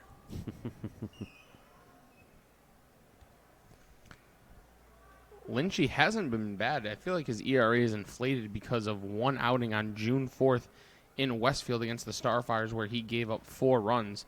Other than that, he has not given up more than 1 earned run in any other outing. 1-1. Pitches a ball, throw to second, not in time. Second stolen base for Austin White. That was a good jump. So back-to-back stolen bases for Austin White, who now has 16 stolen bases on the season. And he's given Parker Upton now an opportunity with a runner in scoring position.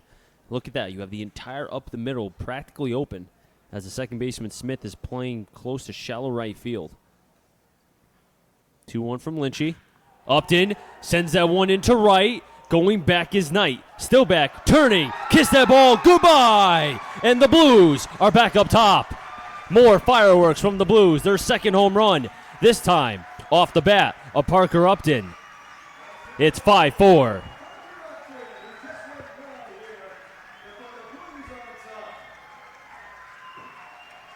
And that ball was a moonshot.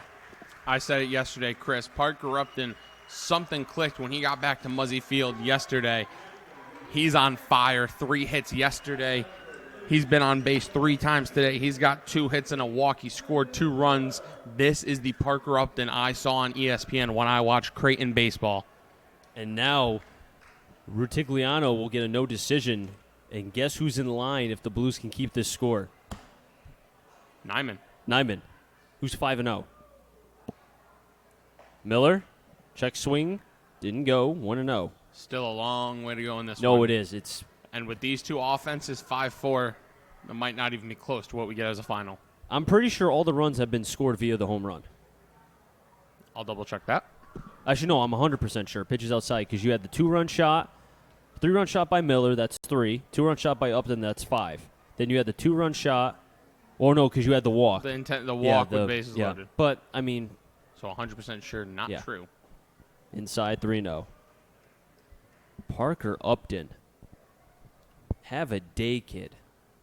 Have a week. No, have a good 2 days. Yeah, he's got a couple more games to improve on his week. 3-0 to Miller.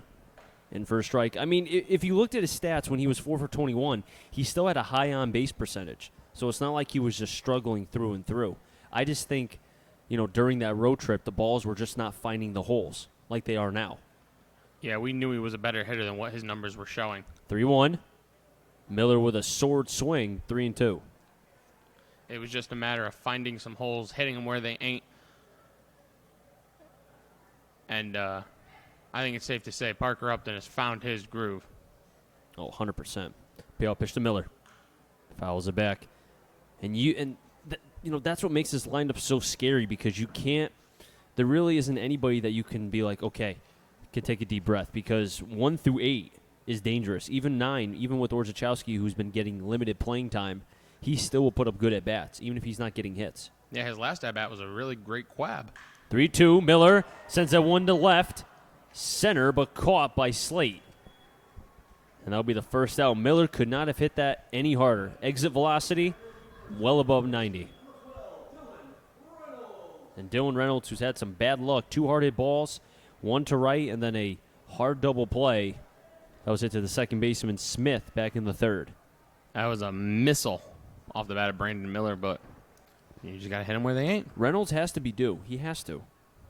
Pitch inside for a strike. You believe in due? Oh, 100%. That's why I said D'Onofrio. I feel like he has one long ball in him, at least. I don't know how far, but he's going to send one. 0-2. Especially with the way the ball is flying out of Muzzy tonight. Well, that's the thing. The last 2 days, we've seen the ball really carry. We saw 2 home runs yesterday. It's been fun. Oh, it's nice. 0-2. Reynolds pops it up in the left. Thompson giving it a run. Will make the play in left for the second out.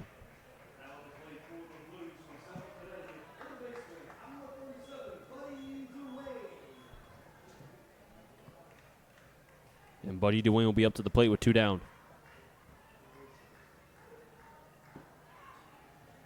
But it's nice to finally get off the snide of not seeing home runs by our team, the Bristol Blues, as we've seen other teams hit home runs. Dwayne takes a strike, doesn't like the call, 0-1. Yeah, we've been saying it. Who's going to hit the first Blues homer of the year at Muzzy Field? That question has been answered. 0-1. 50-foot hopper, or 50-foot shot put, 1-1. Also, scoring update, 9-0, Nashua. Top 7. I actually want to see something really quick. See if Nashua changed anything in their lineup. Nashua was here Monday. Yes. And they did not look too great. But since leaving Muzzy here on Monday... Or North Shore, pardon me. North Shore. Oh, okay. North Shore, over the Suns. Yeah, Nashua played earlier today in the Correct. nice uniforms. And they lost. Yeah, I don't know how you lose in those uniforms, but... 2-1. Dwayne fouls it back. 2-2. 2 balls, 2 strikes, 2 outs. Well, looking at it, Wettero's batting second. Lawler, Malgeri, Kretschmar. Malgeri has 3 hits. Kretschmar has 2 hits. Yep. 2-2. Make it 3-2. So the Navs right now playing well against the Suns. Well, it doesn't help either. The Suns have 4 errors. Wow. So that will do it too. A lot of deep counts in this one here today. 3-2, another foul ball. And a lot of, speaking of, foul balls, recency bias, but both teams are really making the pitchers work. We saw in the last half inning, if I recall, it was Murray who worked a walk after fouling off pitch after pitch after pitch. Warzachowski did the same thing, but he struck out on what looked to have been an off-speed pitch away from Rutigliano. 3-2 to Dwayne. Swing and a miss.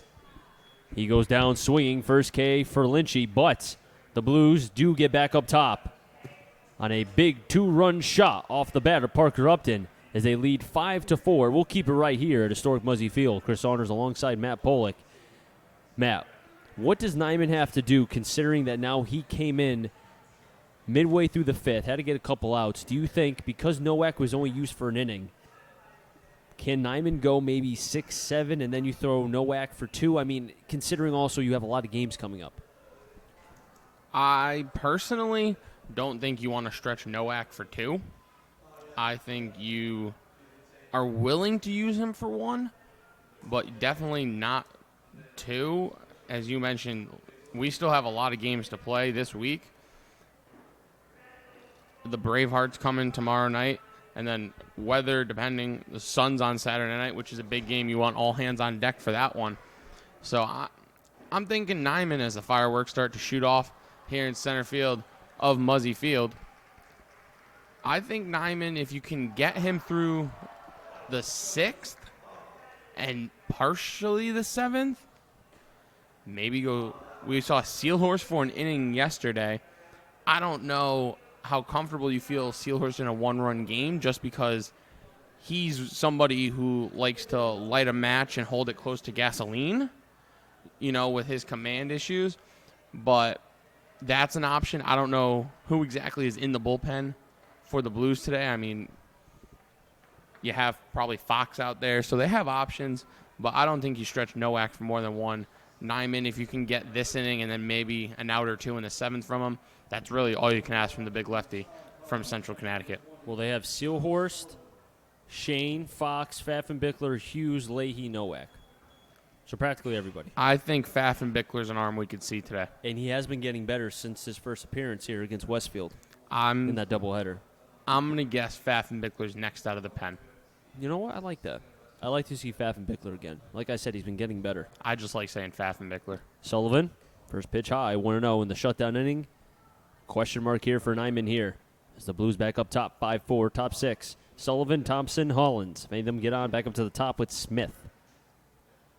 Sullivan, who is 0 for 2 with 2 Ks. One looking, one swinging.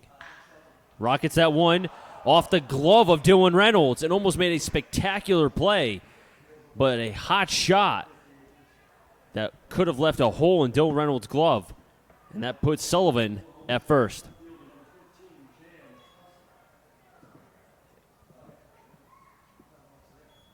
That will go down as a hit, the 4th one for the Brockton Rocks. Because I can't see that being an error. Because that's not a play that's not a routine play by any means. It's Cam Thompson up to the plate. Nyman throwing from the stretch quickly. Sullivan on at first. Thompson looks at a first pitch strike. Good start for Nyman, 0-1. That is the 3rd time in the 6 innings of this one that the Rocks have gotten a leadoff man on. In the 2nd, they had the leadoff man on. He got stranded at 3rd. And then in the 4th, they had the leadoff man on via the walk, and he scored on a 2-run homer. 0-1. Inside 1-1. I always wondered, because of the fireworks going off, does that create any confusion, not so much with the batter, but with the outfielders? Because when the ball makes contact, when the bat makes contact with the ball, you wonder, do you hear the contact? And can you make the proper jump? I think it depends on the timing of the fireworks sound and the ball hitting the bat. But, I'm also worried not only for the hitter, but Will Reiner back there having to catch the, 80-plus mile-an-hour pitch coming at his head. That's a good point. Roth at second, Diamond at short. Roth will be covering second on the throw here. Sullivan on first with a hot shot off the glove of Reynolds. Blues up 5-4. Bottom part of the order for the Rocks, as Thompson will take a strike, 2-2. Thompson will be going to Oklahoma State in the fall. Him along with Hollins for the Rocks, and then JT Mounts for the Blues. Good class incoming for Oklahoma State. Oh, very good class. 2-2. Off speed. Call the ball, and the home plate umpire, he has a tight zone. He's been like that all night, though. Tight zone. A little bit different than yesterday, where maybe it was more of a pitcher strike zone. This is a hitter strike zone tonight. Not great for pace of play. It's already 8:48. We're in the top of the 6th with nobody out. 3-2 pitch. Fouled off. We'll do it again. No, the pace in this one hasn't even been bad. It's just No. after yesterday's 2-hour and 18-minute game. Well, that was a game that was very well pitched. Sagan, Locke. No matter what we got today, it was going to feel very slow compared to yesterday. Even that 8th inning in the bottom of the 8th when the Blues scored 4, they were done within 15 minutes. Not even. Yeah, they went in there, did their business, got out. Payoff pitch coming. And that's high for a ball. Now Sullivan will get to second. Thompson to first. And Hollins will be stepping up, who swung at the first pitch and popped up to Austin White back in the 5th. Now Jordy Shiner going out to talk with Nyman, and Jordy not too happy with that strike zone, as he had a little bit of a word to give to the home plate umpire.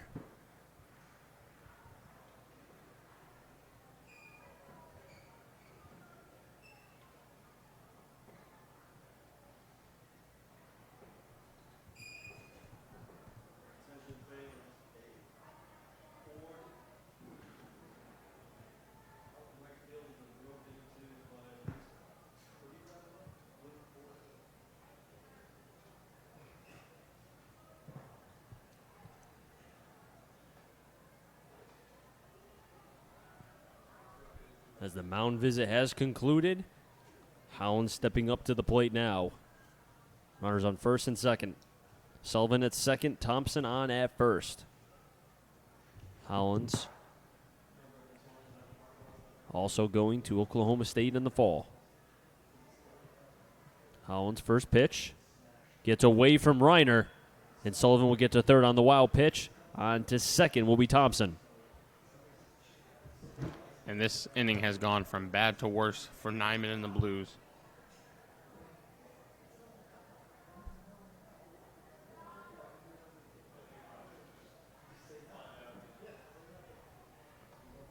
Well, Nyman does have the capability of getting strikeouts here, but maybe a ground ball might do the job. 1-0 to Hollins. It was a breaking ball in for a strike, 1-1. I mean, the good part is you're at the 9 batters, so if you can get the out here, then you'd have 1 out, but then you're up to the top between Smith and D'Onofrio. At worst, you're going to see D'Onofrio with 2 down. 1-1. Check, swing. Reiner's going to check, and he didn't go. Looked like up here, he might have went. Jack O'Donnell doesn't agree with that call. And Jack O'Donnell is our computer operator, commanding, doing his good job tonight. He's going to Very Yale. good job. 2-1, over to Dwayne, throws it to home. Reiner can't come up with it. And on the throw, getting the third, will be Thompson. So the Blues give up the lead. It's tied 5-5. And Dwayne made an awkward throw. I don't hate that decision. I think that's the right decision by the Blues third baseman, Buddy Dwayne. Just didn't make the throw. He makes a good throw that Reiner can handle, catch it. He's out by a mile. We've seen a couple throws tonight. We saw Diamond at short and now Dwayne at third. Some of the throws have cost the Blues, you could say, at least 2 runs here. Spencer Smith at the plate now. Shirt half tucked in, half tucked out. Bad luck. Still nobody out. Runners on the corners. First pitch breaking ball, 1-0. And Chris, a little off topic here, but it's the 4th of July, so I got to do it. Shout out Joey Chestnut. 71 dogs today. How many could you do in like 10 minutes? Well, I don't like hot dogs. Oh, yeah. I forgot. You like only 3 things. Yeah, that's correct. 1-0. Nyman slipped after the pitch. He looks to be okay. No, now he's limping a little bit. That's not a good sign. Reiner and Dwayne and both Ronnie Palmer as well. Going to check on the lefty. Hope Nyman's okay. But back to the food. If it was pizza, I could probably do like 4 or 5 large pizzas, you know. Pepe's? Make that 8 or 9. You know, Melissa had to buy me Pepe's last week. You know, if I you're... won a bet. Hold on, time out, Chris. Oh, If okay. you're not from Connecticut, and aren't familiar with what Pepe's is, come to Connecticut, go to New Haven, and get Pepe's. You know who said Pepe's was not good? I don't even want to know. They're the worst person on the planet. Robert Flores. Roflo. Oh, I remember that. Yeah. Remember Yeah. I tweeted at him. Yeah, that dude I stinks. made MLB Central. That dude stinks. That's the worst take I've ever heard. Also, I took his saying, too, about that's the title of my next book. He didn't like that. Title of my next book is Roflo Stinks. You should tweet at him. See what he says back. Nah, I blocked him. Thompson at third. Hollins on at first. Throw back to first. As you have Oklahoma State players on the corners. And a 2-0 count to Smith. Blues did have the lead at 5-4. But then have given up 1 run so far here in the 6th. And nobody out for the Rocks. Pitch is high. 3-0.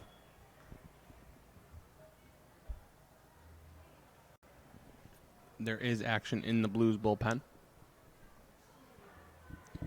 Don't know who it is. Yeah, it looks like Spencer Fox. Darn, I was wrong. 3-0. In for a strike, 3-1. The Yankees have regained the lead in the top of the 10th. They had the bases loaded. And Chris, you want to take one guess who came up with the runners in scoring position and drove 2 in? DJ. You are correct. Every time he gets a hit, Ted Williams turns in his grave. 3-1 pitch coming to Smith. Nyman pausing over, staring at Hollins. Smith calling time. And the cat and mouse game continues. I feel like this umpire's reaction time is atrocious. What, in terms of strikes and balls? And, like, their time was asked for by Smith, like, 20 seconds before it was granted. I don't know if he didn't want to grant it or if his reaction time is just that bad. 3-1 to Smith. That's going up the first baseline, but foul. As Reynolds picks it up near the line. 3-2 is the count. As Jordy's waving out the hat to see if Spencer Fox is ready. And no one's given a signal yet. And now he has to pull out the walkie-talkie. Chris, are you sending the runner from first on this 3-2? Yes. Smith has made contact twice. He hasn't struck out yet. I agree. You just got to stress the fact, do not go early with the lefty move. Yep. Wait until he goes towards home plate. 3-2, runner's not going. That's going to stay in the infield, charging his diamond. He's only going to have one play. He bobbles it, and he can't make it. Run scores. And the Rocks have regained the lead again for the, second time now? 6-5. Scoring was Thompson from third. Getting to second is Hollins. Smith to first. And Dominic Nyman will be pulled from this game. And Spencer Fox will be coming in. And we'll be right back.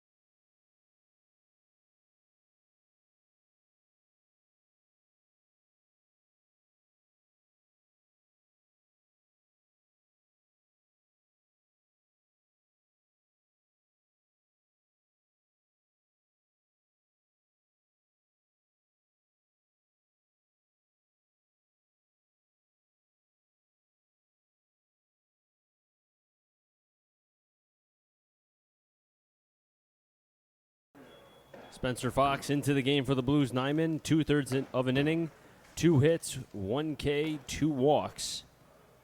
And so far is responsible here for the runners on first and second. Also surrendered 2 runs as well. As my partner will give Fox's stats in just a moment. Fires in a fastball for a called strike, 0-1. Fox from Manchester is 0-2 with a 7.42 ERA. Swing and a miss, 0-2. This will be Fox's 10th game. He has started 1 game. 13 1/3 innings pitched, 19 strikeouts, 15 walks, though. Spencer Fox coming to the belt. With Murray on deck, D'Onofrio, who is at the plate right now. 0-2. Time was called. And there it is, delayed. I don't understand that. He was delivering the ball before time was even called. Telling you, this umpire's reaction time is atrocious. D'Onofrio, who does have 1 strikeout and 3 at-bats thus far. And Murray, who is on deck with 2 walks as well. Blues have yet to defeat Brockton. They're down 6-5. 0-2 to D'Onofrio. Takes a pitch high, 1-2. As you could probably hear the fireworks popping from all sides, left, center, and right. Coming from all different sides of Bristol. Who's doing them? 1-2. Curveball. Outer half of the plate. Call. Strike 3.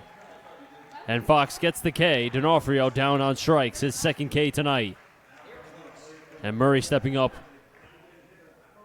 to the plate. Chris, you want to hear my hot take of the night? Sure. I don't get the hype over fireworks. Yeah, me either. I mean, I like fireworks, but I don't know, man. It's the same thing. It's repetitive. I think it's the colors and the loud. I don't know. What do I know? Just go get a coloring book. Pitch in. 1-0. Now, you said we play Worcester tomorrow, correct? Mm, And then Pittsfield Saturday. correct. And then, yeah, Okay. And then we play North Shore again on Sunday. correct. Nice. 1-0. Pitch is high. 2-0. A little deeper look into the upcoming schedule. Bravehearts come to town on Friday. Suns come on Saturday. Navs come on Sunday. Then the And- Blues hit the road at Nashua on Monday, at Westfield on Tuesday. And then they have an off day on Wednesday before, Westfield that following day? Westfield's coming to Bristol a week from today.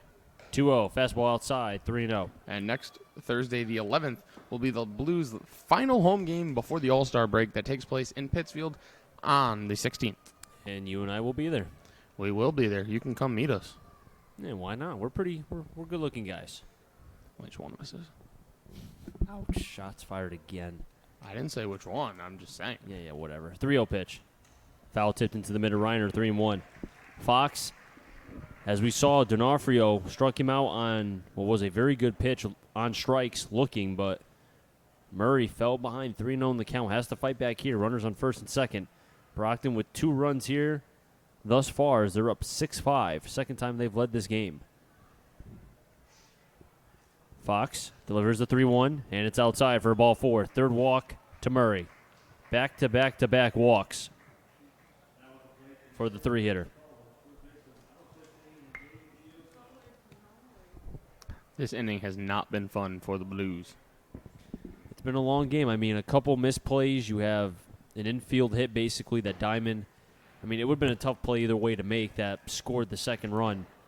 Look, 6-5 in terms of hits and runs for Brockton, 5-4 for Bristol.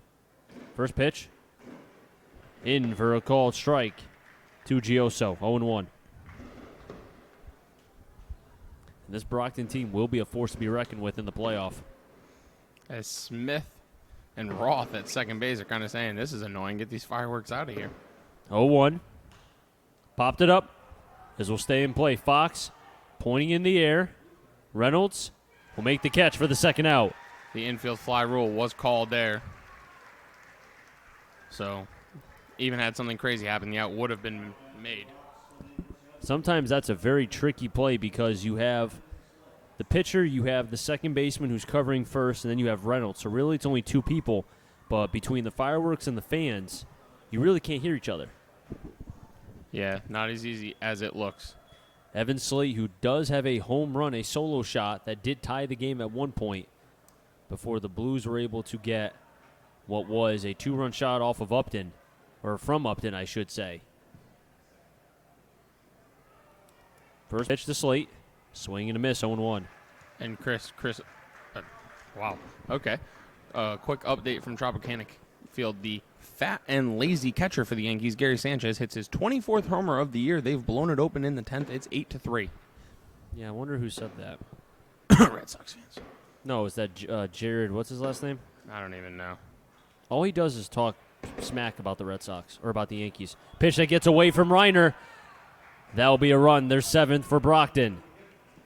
And I don't know if I want to score that a wild pitch or a pass ball, but that will be a run. I'm going wild pitch. Hollins will score on that play. Murray will get to second. On to third will be Smith. And Slate with a 1-1 count. We've seen Reiner a couple times. I mean, that's a play, a fastball that's shot put in the dirt. I mean, it's almost like a prayer. Good luck. Yeah, even a catcher as talented as Reiner, not easy to block that one. The 1-1. Chopper. They hit the ground behind Reiner, 1-2. Now, this is a pitching staff that is first in wild pitches for the most in the FCBO, and we've seen that tonight. Wild pitches have put Brockton in scoring situations and has at least scored a couple runs. JP Knight on deck. 1-2. And another foul ball. And all 3 runs for Brockton have come in, I think not even a hit. No, 2 hits, correct. Pardon my miscalculation, is 2 hits for Brockton. 2 hits and 3 runs.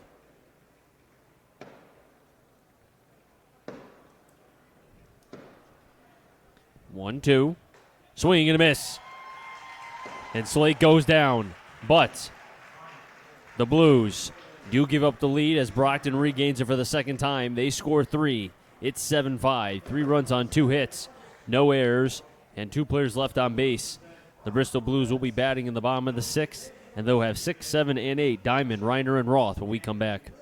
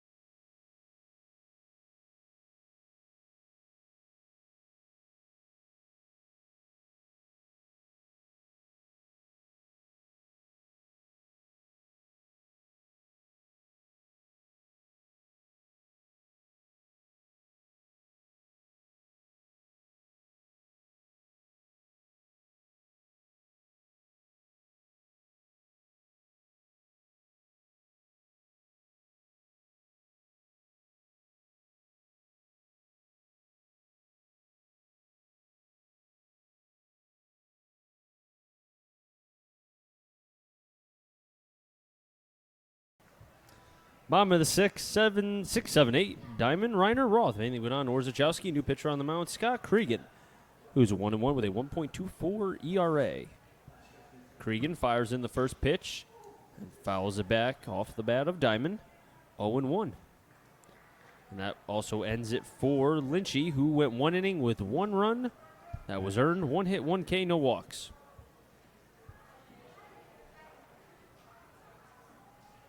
Cregan, 21 2/3 innings pitched as Diamond laces one through the 3-4 hole. In for a base hit. Diamond with his second hit tonight.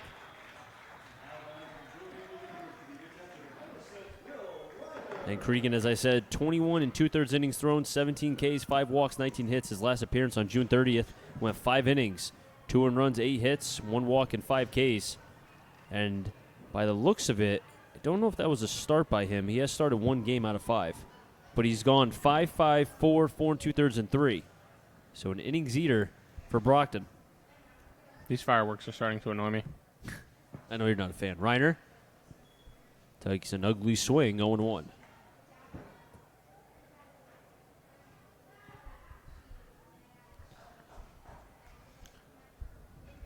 Do you watch the Colin Cowherd show? From time to time. I haven't recently as I've been working during the day. 0-1 to Reiner. Call the strike 0-2. He had the Yankees as I think it was the number 3 team. No, that's a lie. He had them in the top 10 for most hated villains in sports. Yeah. Because he thinks that because baseball doesn't have a luxury tax. Or a payroll person. Not payroll. A cap. Cap, thank you. Go back to first. Strong cap or whatever. But they do. It's called a luxury tax. Yeah, but you can go as far over as you're willing to pay the tax. Which I think teams don't want to, and the Yankees have shown that. Yeah, but I'd still say that the Yankees are a villain. Oh, no, I would too. 0-2.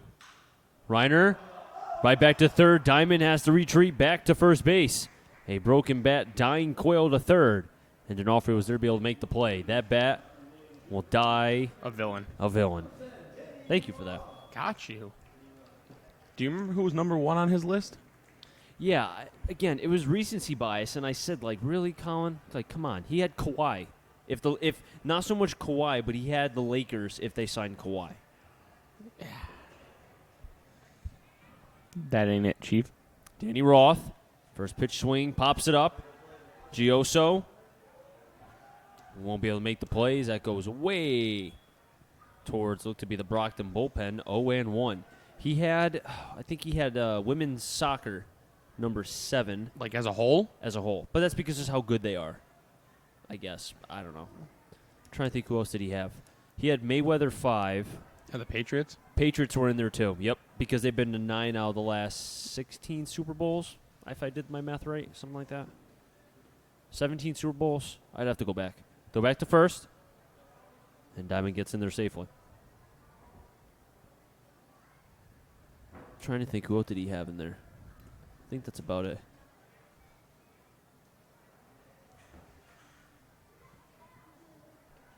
Oh, 1.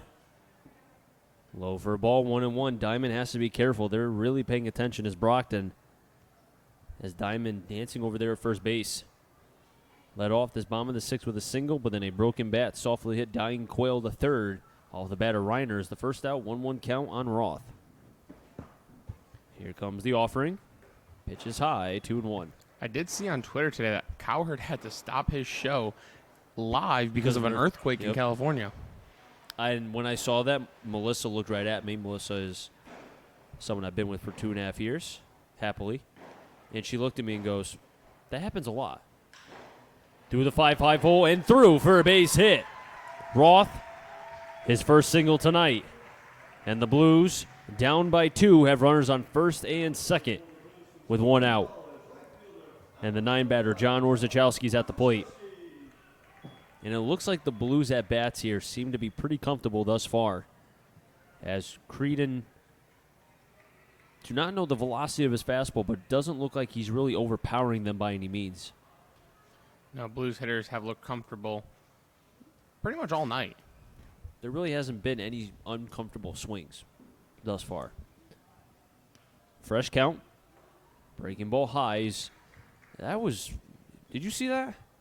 As Creedon was throwing that pitch, Orzechowski was pulling the bunt. As he was like about to deliver, he was like calling bunt at the same time. I don't think I've ever seen that. That's weird.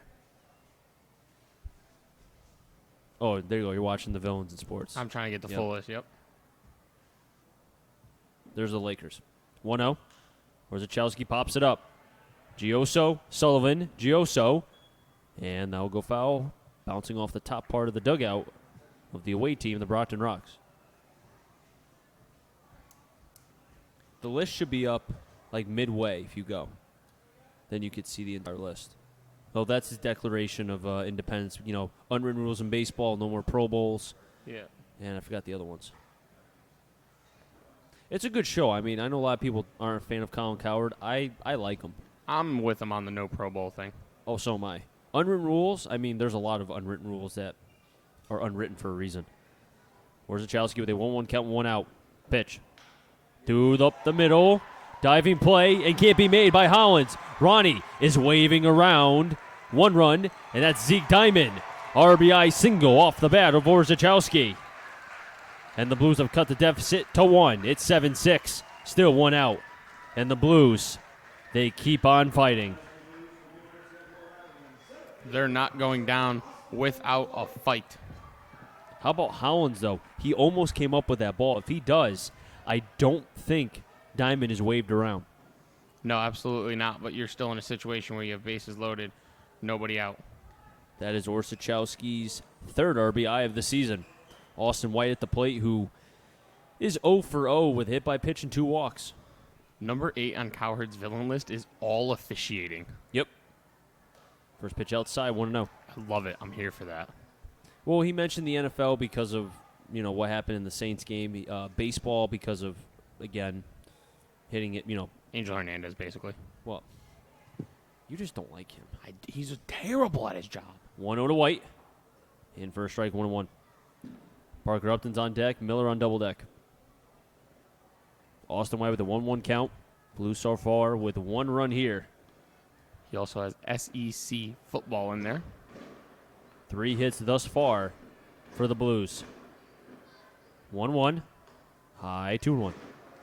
And Austin White, we've mentioned it. He's felt much more comfortable in the box as fireworks continue to shoot off in center field here at Muzzy. Very annoying in my opinion, but nobody cares what I think apparently. Austin White with a 2-1 count. Through the 5-5 hole and in for a base hit. Ronnie's going to hold the runner at third, and the bases will be loaded. That's Danny Roth. Austin White with his first hit tonight. And the Blues, they just keep on coming. Well, 4 times White's been up. 4 times White's been on base.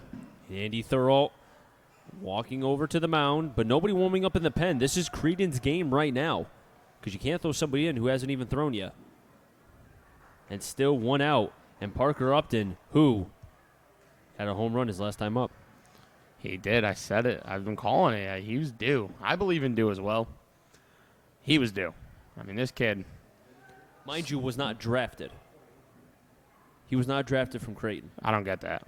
Which, again, we're not being biased here. I thought, and even you did as well, and I think a lot of us in the Bristol Blues organization thought that he was going to be drafted because the rest of his teammates were. One of his friends, Will Robinson, was drafted. And I think he was picked by the Blue Jays, if I recall. And he had such a great year at Creighton. A fantastic year. It's astounding, but you know what? Players who want to be able to show why they should have been, here you go right here. Blues down by 1. Bases loaded. 1 out. Parker up at the plate. First pitch. First pitch breaking ball. In for a strike, 0-1. Corners were in. Middle infield will try to turn 2. As this crowd just waiting to erupt. Here on the 4th of July. Roth is at third. Orzechowski at second. White at first. Upton takes another strike. That pitch looked high, 0-2. And this crowd is letting the umpire know that they do not agree with that call. I'm glad they're doing it so I don't have to. I have to say, though, those were pitches that were not called when Nyman was pitching. Something to watch for as it looked to be Upton calls time here. The consistency of Mr. Slow Reaction behind the plate has not been great. 0-2 to Upton. Breaking ball outside, 1-2. So far, we've seen 3 breaking balls from Creedon.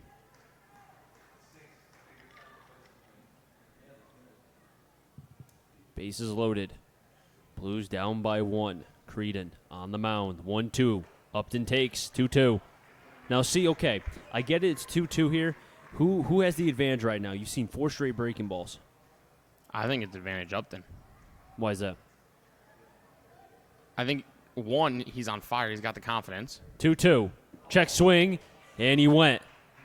Well, so much for that. Upton K's. That's the first time he's been retired tonight as Brandon Miller's at the plate. I will finish my thought, though, as to why I thought Upton had the upper hand there. He's been hot.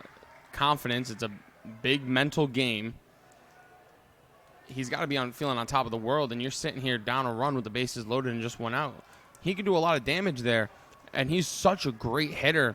He can hit with 2 strikes. We've seen it multiple times, but just got crossed up on a great pitch. First pitch to Miller. There's a breaking ball outside.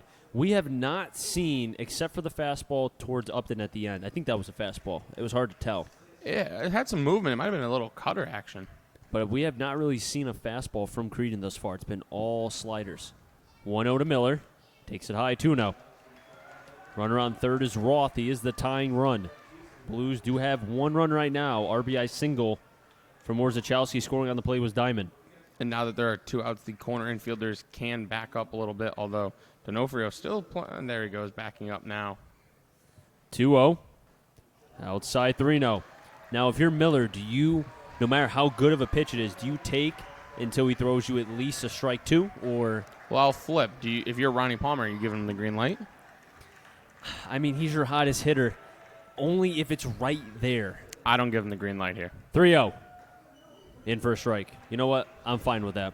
Yeah. That's a pitch that he really can't do much with. I wouldn't give him the green light. We saw him back in the 3rd inning with 2 on, trying to do too much and striking out.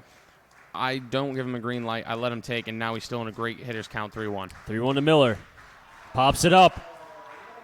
Going back is Hollins. Left center. And he just makes the play. And the Brockton Rocks hold off the Blues in that inning. But they do get one as they cut the deficit 2-1. 7-6, they strand the bases loaded. 4 hits, 1 run, no errors. And as I said, they leave the bases loaded. We head to the top of the 7th. 7-6 Brockton over the Blues.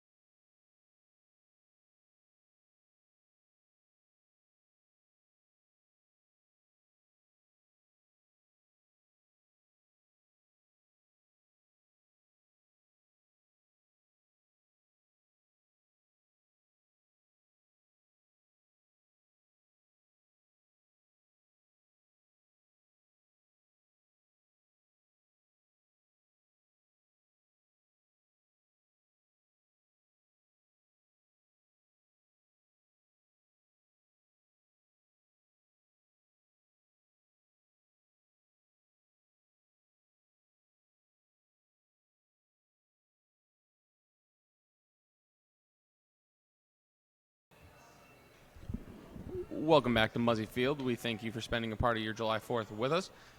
Brockton Rocks and Bristol Blues. Rocks 7-5-0, leading the Blues 6-8-0. On the mound is Spencer Fox, back for his first cleaning of work. He will be facing 6, 7, 8 in the Rocks lineup, J.P. Knight, Joe Sullivan, and Cam Thompson. And J.P. Knight does go to Tufts, and that's in the NESCAC.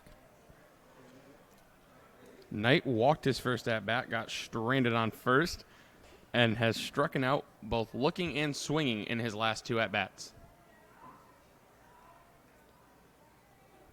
Spencer Fox, known for having a high-octane fastball, but the command always an issue. And he drops in that breaking ball. Not a bad start.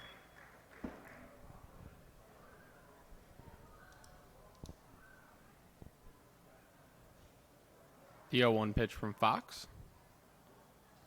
Looked at low for a ball, 1-1. This has been an exciting game. Definitely a lot more scoring than yesterday. Seesaw game, I like to call it. Back and forth, back and forth. Brockton scored in the 4th, the 5th, and the 6th. The 1-1 pitch. Swung on, fouled back, 1-2. Scored 3 runs in the 4th, 1 in the 5th, 3 in the 6th. For a total of 7. And the Blues, they scored 3 in the bottom of the 1st and then scored 2 and 1 in the last 2 innings. But you almost feel that bases loaded situation, that might have been a spot for them, but just could not get more than 1 run. They just missed the big hit. The 1-2 pitch from Fox. Fouled back, and we'll do it again. That one avoided light. Yeah, it hit something wooden, it sounded like. That's now 9:25 here in Bristol as we're in the top of the 7th. Game was trucking along until the mid-innings, and the pace has really slowed down. As Fox steps off. A lot of runs being scored. Slowing it down, mound visits. all that good stuff.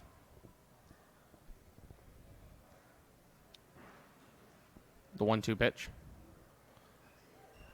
Swung on and missed, but it hits off Reiner's glove and gets to the backstop, and JP Knight will reach on what has to be a pass ball on Will Reiner. Score that a strikeout, but reaching on the pass ball as Reiner will talk to his pitcher. And it's 9-0 North Shore over Pittsfield. Reiner's had a tough day behind the plate. Some of it, the pitcher's doing, others, Reiner as well. And I'm sure, Reiner being a gamer, he's not happy with what he's been, going through tonight. Now the Villanova product, normally better than this behind the plate, got to be a little upset with himself. As now Sullivan will step in. He started his night with a couple of Ks, but hitting his last at bat, just last inning in the 6th, singled and came around to score. Fox from the stretch now, comes set. Runner got a great jump. Pitch outside Reiner's throw, not even a chance. That runner had a running start. What a jump by JP Knight off first. Timed that perfectly. Fox didn't even give him a look. I mean, that's a sign of a young pitcher. Someone, Fox, only a freshman, Southern, going in there, to not really even hesitate to look at first. And now he has to make sure he stares down second. Great job by Knight. 1-0 pitch, misses high and out, 2-0.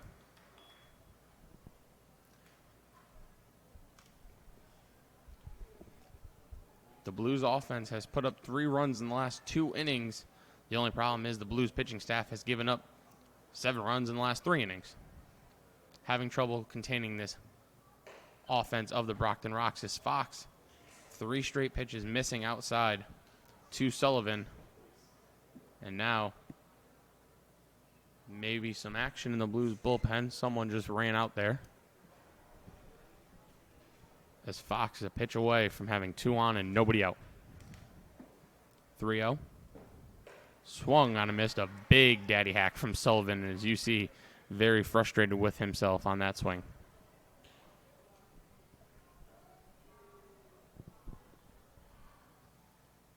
Swinging at ball 4 on a 3-0 count.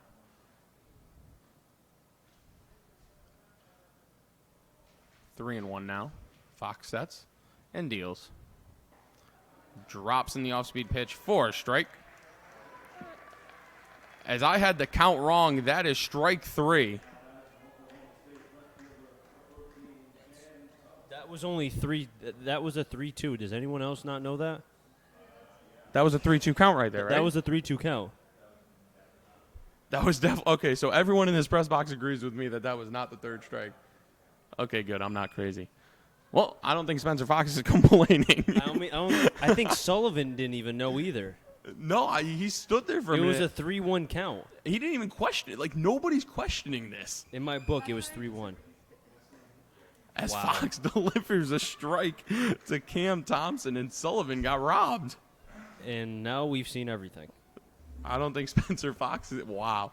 I've never seen something like that happen at this level and not get challenged at all. No one even questioned it. Nobody. Maybe we're just all new pace of play. The 0-1 pitch. Big cut. Swung on and missed. 0-2 now. Fox can get the fastball up. When he has everything working, he has elite stuff. It's just a question of getting that consistency. When he's on, he's as close to unhittable as possible. I think the count's 0-2. I don't know. Who knows anymore? Fox sets and deals. Pitch fouled off. Just missing the light pole on the first base side. On deck will be Braley Hollins. It's Cam Thompson currently at the plate with an 0-2 count going to Oklahoma State in the fall. Thompson so far today 0 for 2 with a walk. He hit into a double play. Flew out to center and then walked in, came around to score in the 3-run 6th inning for the Brockton Rocks. Leahy warming up for the Blues. Fox sets and deals. Misses high, 1-2. So Worcester, as we said, defeats Nashua 11-9. North Shore up 9-0 over Pittsfield. So the Blues could very well drop 2 games behind. It's just a high scoring. If they lose tonight. High scoring is all around the league today. All around. It's because it's the 4th of July. You need fireworks. As the runner was going, Fox steps off, throw to third. Not in time. He gets in under the tag. Buddy Dwayne can't believe it. He's looking at the field umpire like, you got to be kidding me. As Fox's reaction time was almost as bad as the umpire's on that one.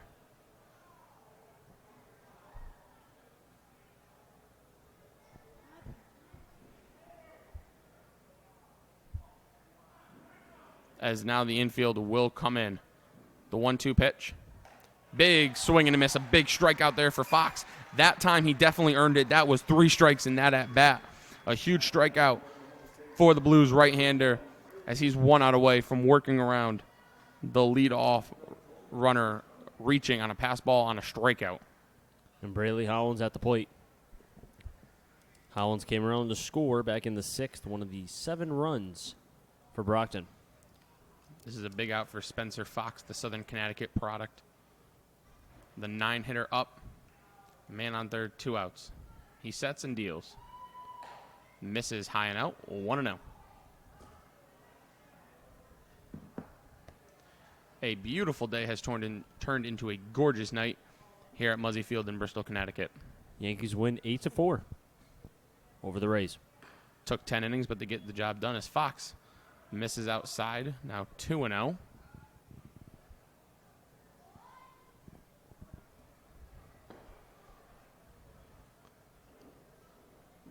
Reiner delivers a sign. Fox sets the pitch. Good spot there, low and in corner for a strike. 2-1 now on the Rocks shortstop.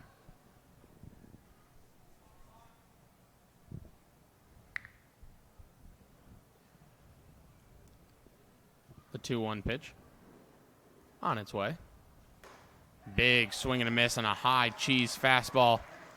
Fox getting a gift there from Hollins is now Fox walks behind the mound, takes a breath as he is 1 strike away from striking out the side.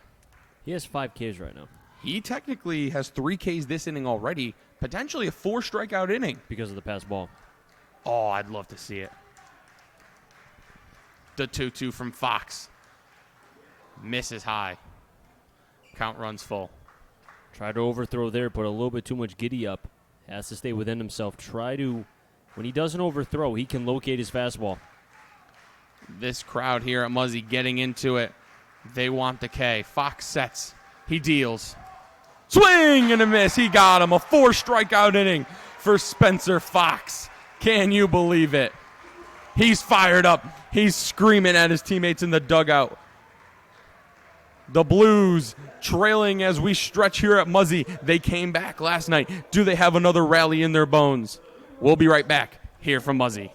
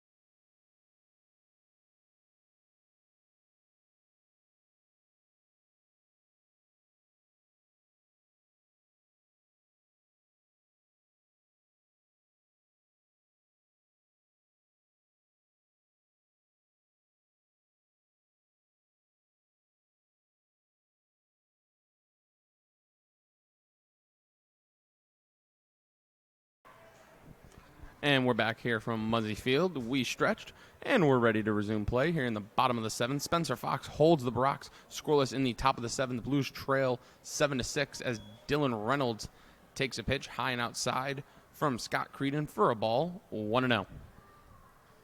Creedon in for his 2nd inning of work. The pitch grounded to second. Fielded by Smith. Over to first. Easy play. 1 away.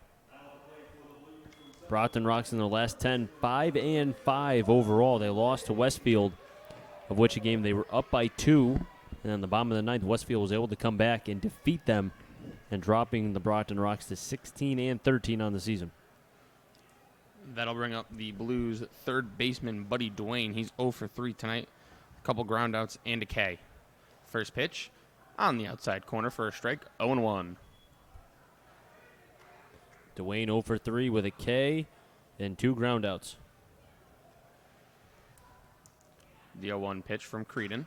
Swung on through into right field. It's a base hit for Buddy Dwayne, and the Blues have a base runner, the tying run on base, and the go-ahead run is at the plate in the form of the Blues shortstop, Zeke Diamond. And they're at the part of the order now where Diamond started off what was that one-inning, bases-loaded situation. Blues couldn't get more than one, but Diamond singled to right, and then you had Roth and Orzechowski go left and then center. So this is the part of the lineup that you want if you're the Blues right now. Yes, Diamond 2 for 3. He popped out to third. First pitch fouled off over the stadium, first base side. Then in the fourth inning, he singled via the bunt, got stranded at third though. And then in the sixth, he singled to lead it off and came around to score. Hoping to get his third hit of the night here. Buddy Dwayne doesn't run all that well. Be tough to go first or third on a single, as that one is slap fouled down the first base side. So now Zeke Diamond quickly down in the count, 0-2. Will have to protect.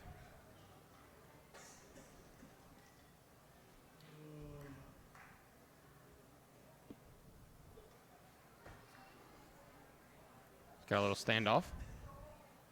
Looks like everyone's ready now. Creedon looks in. Comes set. Dwayne leads off first. He's going on the pitch. The pitch fouled off. As I got to imagine that wasn't a called hit and run 0-2, but you can't really send Buddy Dwayne either, so I'm imagining he's going on his own. Diamond had to protect down 0-2. Fouls that pitch off, and we'll do it again.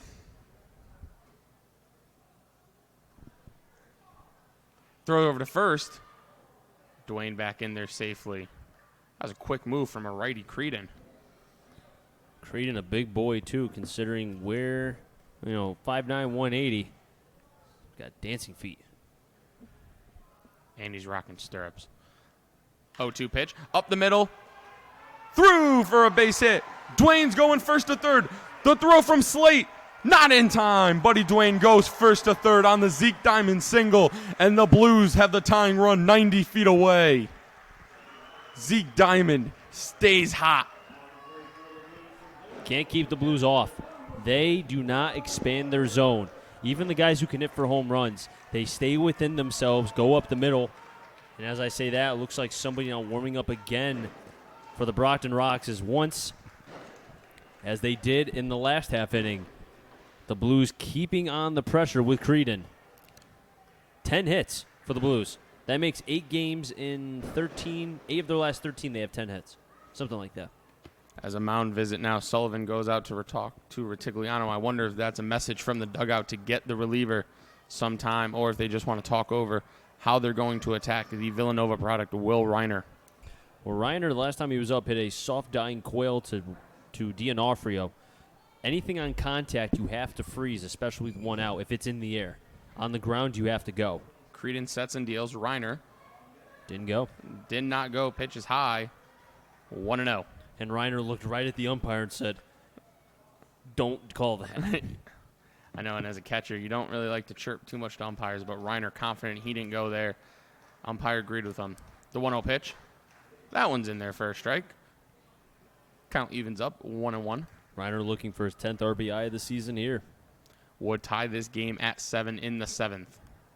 In the 7th month. 4th day, though. Ran out of 7s. The 1-1. Another pitch taken for a strike. 1-2. And if you're Will Reiner now, you're saying, okay, I got to take this bat off my shoulders. Got to come through here. Zeke Diamond leads off first. Buddy Dwayne, the runner on third. The pitch.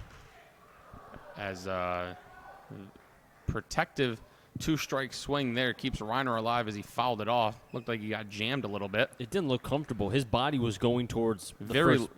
It didn't look right to me. Very late swing. Exactly. Creedon sets. He'll deliver the 1-2 again. This time, Reiner sends it into center field. Slate going back. He makes the catch. Buddy Dwayne will tag up. He will score easily, and the Blues have tied it. It's 7-7. Will Reiner does the job. 10th RBI for Reiner. The Blues, you can knock them down, but you can't stop them from getting back up. And Danny Roth will be at the plate.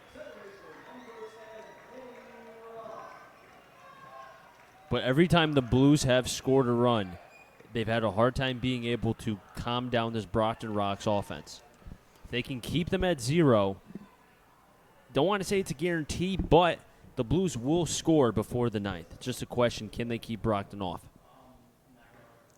That pitch in there for a strike on the Blues second baseman Danny Roth, who is 1 for 3 today with a single. Went through the 5.5 hole, something the Blues did quite a number of times against North Shore yesterday. That pitch swung on, flown into shallow left. The play is made in foul territory by Hollins. A tough play there in foul territory down the left field line as the Rocks are out of the inning, but not before the Bristol Blues tie it. Will Reiner with the sac fly to bring in Buddy Dwayne, who started it with a single. We've played 7 here at Muzzy. We're knotted up at 7.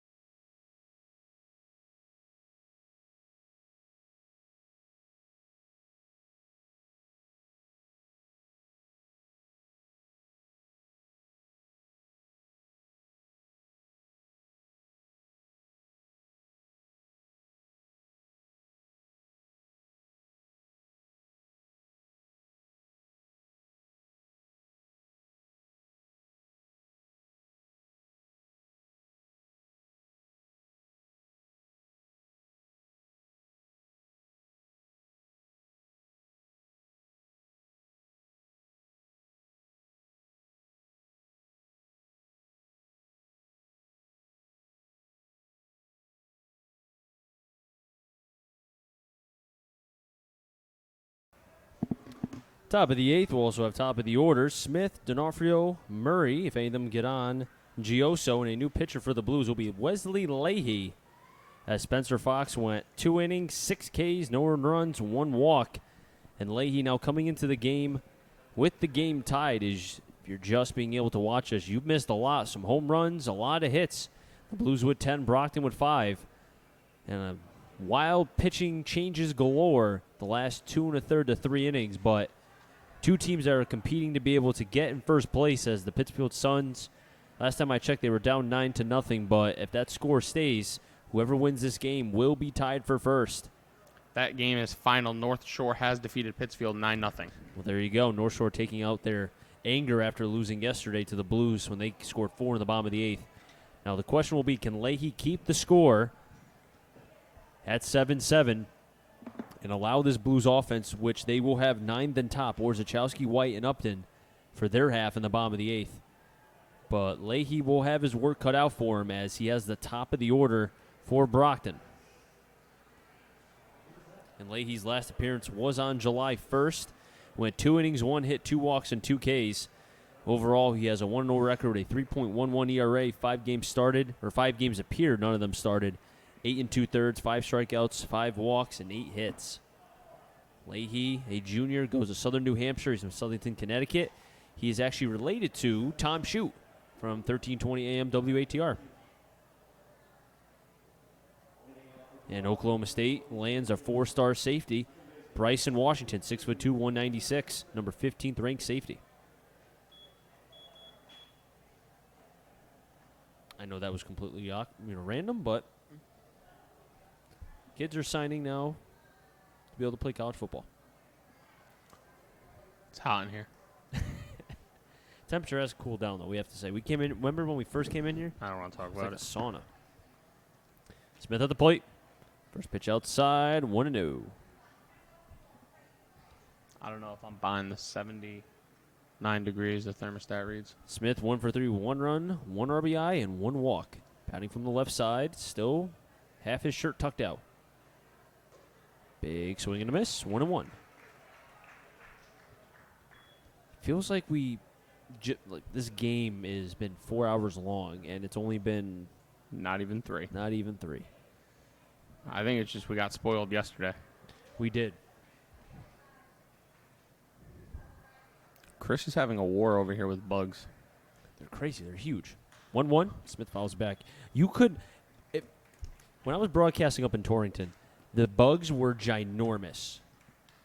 They would land on my book, and they were the size of like nickels. It was ridiculous. I couldn't believe how massive they were. I don't know what they feed them there, but they're huge. I don't think people are feeding them anything different. 1-2. Smith pops it up.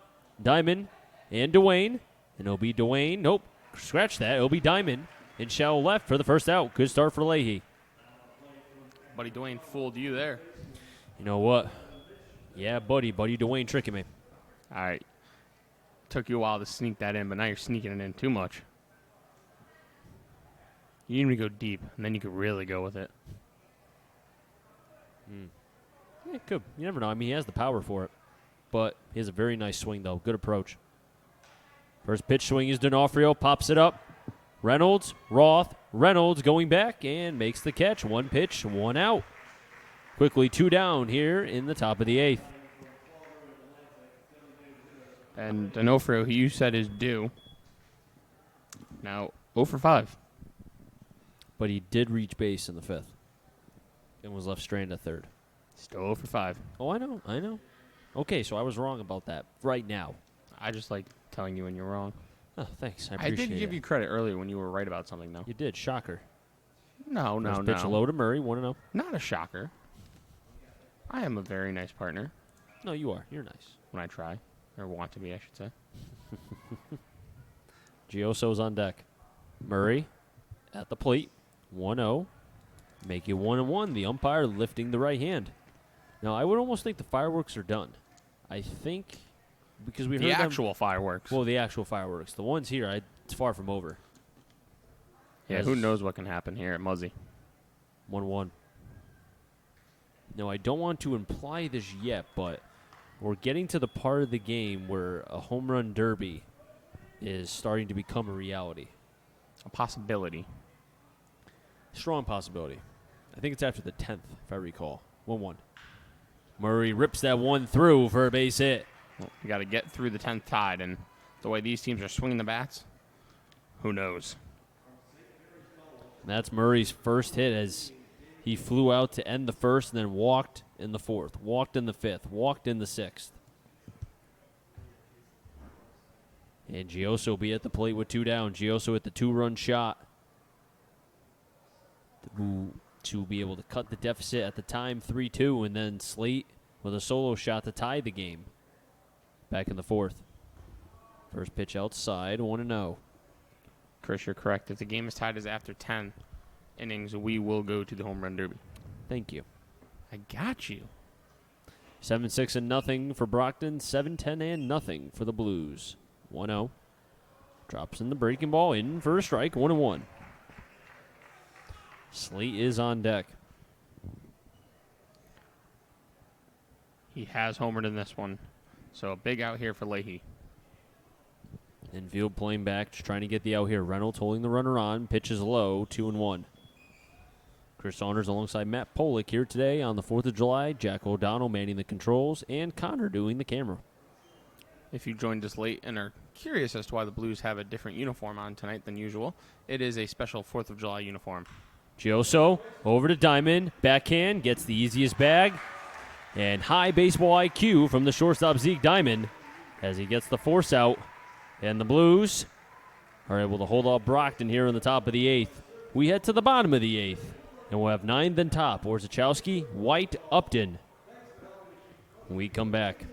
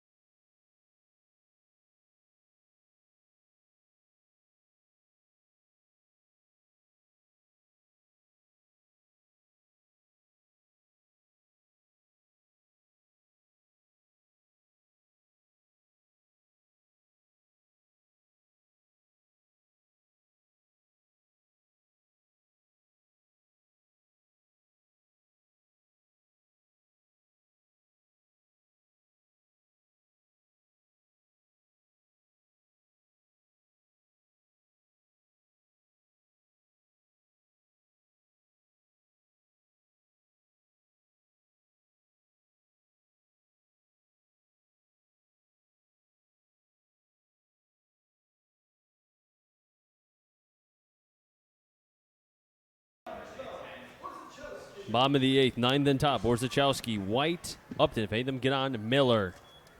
And still on the mound is Creedon.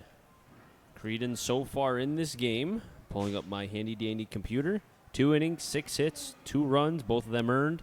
1 strikeout, no walks, 12 batters faced. Orzechowski pulls the bunt and goes in between the legs of the catcher Sullivan, 0-1. Blues have left runners on in the 3rd, the 4th, and the 6th, and the 7th. There is somebody warming in the Blues bullpen. It looked like a single digit. 0-1 pitch. Orzechowski to short. Fields is Hollins over to first. And Orzechowski hustling down the line, but just not in time. 1 down. And I don't want to confirm it because I'm not sure, but I can confirm it's a single digit. Let me see. Let me see who's thrown. And Will Nowak does wear a single digit. That's Nowak. So Chris confirms it is Nowak, so if he's wrong, blame him. No, that's Nowak. That's Nowak. That's Nowak. I'm curious to see if he'll come on even if this game stays tied. I think he'll go the 10th, considering that if Leahy can do what he just did in the top of the 8th, as Cannon working quickly, almost hits White, and he gets a piece. And White's not too happy. White has been on base in the 1st, the 3rd, the 5th, the 6th, and now the 8th. He's been hit by 2 pitches. He's walked twice, and he has a single. So in 5 plate appearances, he has 1 at-bat. White also with 2 stolen bases as well. Upton takes a pitch, first strikeout or half, 0-1. Brandon Miller is on deck. The 8th inning was the magical inning last night for the Blues. Do they have some magic in them for the 8th inning again here tonight? 1-1 count.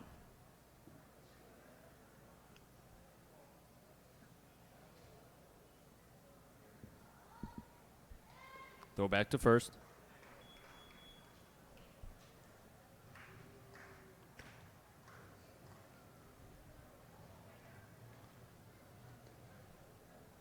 Swing and a miss, 1-2. Brandon Miller on deck, Dylan Reynolds on double deck. Blues tied with Brockton 7-7. The winner of this game will be tied with the Suns for first place. 1-2 to Upton. Pitches high. White's going to second, and he'll be safe. Third stolen base for Austin White. And this young man is a base-stealing machine. And now, with just 1 out, the go-ahead run in the bottom of the 8th inning is in scoring position, and he has wheels.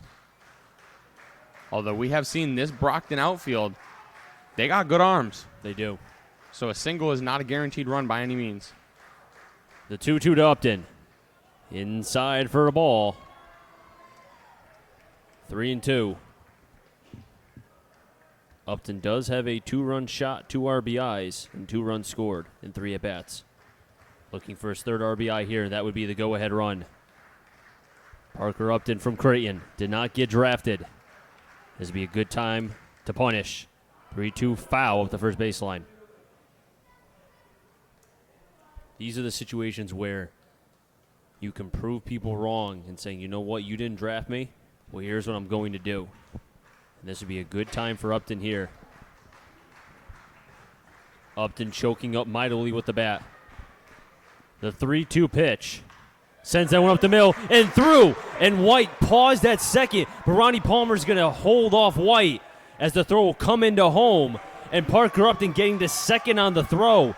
White paused at second base because he didn't know if the shortstop Hollins was going to come up with the ball. So instead of it being the go-ahead run, we have runners on second and third. Upton, stay hot, kid. Stay hot. You've got to walk Miller here. Oh, that's an intentional walk through and through. You have to. I mean, it looks like they're going to make a pitching change. Although I haven't seen a signal, but, 7 hits? They didn't signal last time they made a change either. They didn't, but 7 hits this kid's given up, Creenan. It looks like he's... And there's somebody warming up, too. And I saw them give the signal like, are you ready? I wonder if he's asking him. Who do you want to face? But has he earned that, though? No, not in my opinion. But well, there you go. There's your answer. Now wonder he's looking at the umpire, and 4 fingers are up. Brandon Miller will be on first base. And Miller's like, oh, he's come saying, on. Come on, let me swing the bat, man. Well, remember that happened in North Shore yesterday. Who was it that got intentionally walked? There was somebody. Oh, it was Dwayne. Dwayne got intentionally walked, and it was Jordan Lasky who came up with the hit. Now you have Reynolds, who has not done anything today and has had a tough day just like Lasky. Can he come up big just like Lasky did last night? And the middle infielders were in. They moved back. You mentioned it, Chris, earlier off air, I believe. Reynolds leads the FCBL in grounded into double plays. First pitch to Reynolds, low for a ball, 1-0. And I will tell you this, Reynolds has a great eye. Just like Austin White, he will not swing at pitches that are balls. So Creedon's going to have to come after him. As White's trying to hesitate Creedon to balk. Pitch is high, called a strike, 1-1. Dwayne is on deck.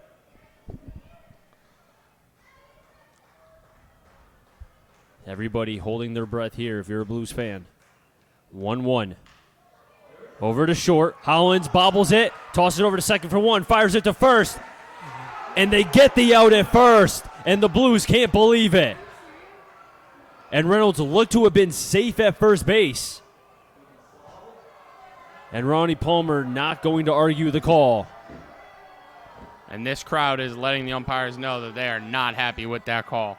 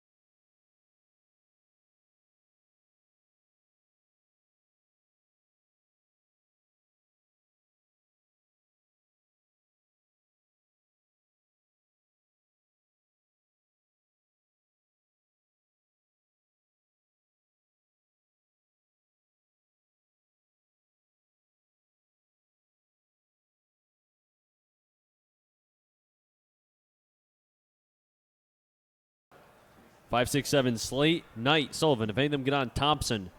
As the new pitcher, Will Nowak, is on the bump. Nowak, a 1.58 ERA, 0-1, 9 games appeared, 7 saves, 11 in a third innings thrown, 22 strikeouts, 2 walks, and 3 hits. Nowak is sure as money thus far this year from South Windsor, Connecticut. And right now, you would almost think Nowak will be in here for at least 2 innings. And if neither team scores, we will go to a home run derby. That's through the 10th. So Nowak will go the 9th and the 10th. We believe, yeah. Which I didn't think you'd want him for 2 innings, but at this point, I think that's what you got to do. Nowak will face Slate to start it off. First pitch in, first strike, 0-1. And I do know that Hartford, according to the GM Brian Rooney, has been told they want him to go 2, 3, 4 innings. They want him to get length. So 2 innings I don't think will be too much depending on how many pitches he throws. There was a breaking ball in for a strike, 0-2. Well, remember, he did pitch last night as well. He only faced 4 batters. That is true. But the one thing, totally forgot what I was going to say. I just blinked harder than you did when the light broke. 0-2 from Nowak, hesitates, fires in the high fastball, 1-2. Wow, I'm so mad at myself. That's right, it'll come back. And if it doesn't, it wasn't important. Now, it looks like we're split in the press box if Reynolds was actually out. Looks like we're about 70 plus, thinking he was out, he was safe, give or take. 1-2. Fouls it off, and we'll do it again. Wee woo, wee woo. Some cop cars behind. Well, making sure with the fireworks. Yeah, making sure nobody's wrecking my car out there in right field. Well, if we have a home run derby, might be a tad different. My car is in foul territory in right field, so I'm hoping nobody's that bad at batting practice. 1-2 to Slate. In for a ball, 2-2.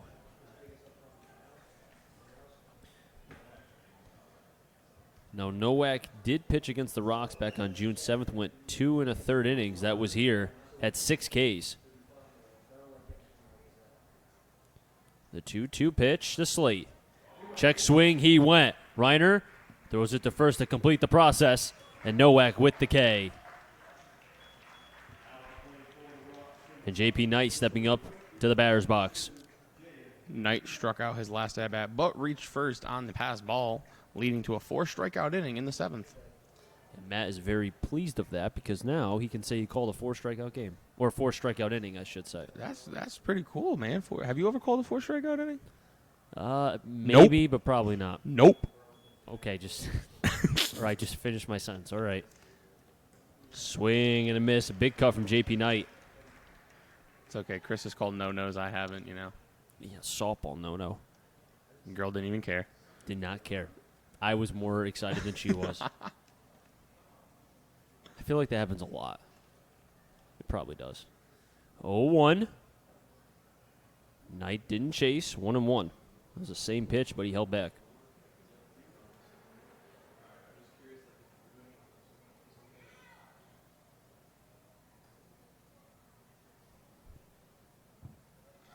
One pitch. Fouls it back, 1-2.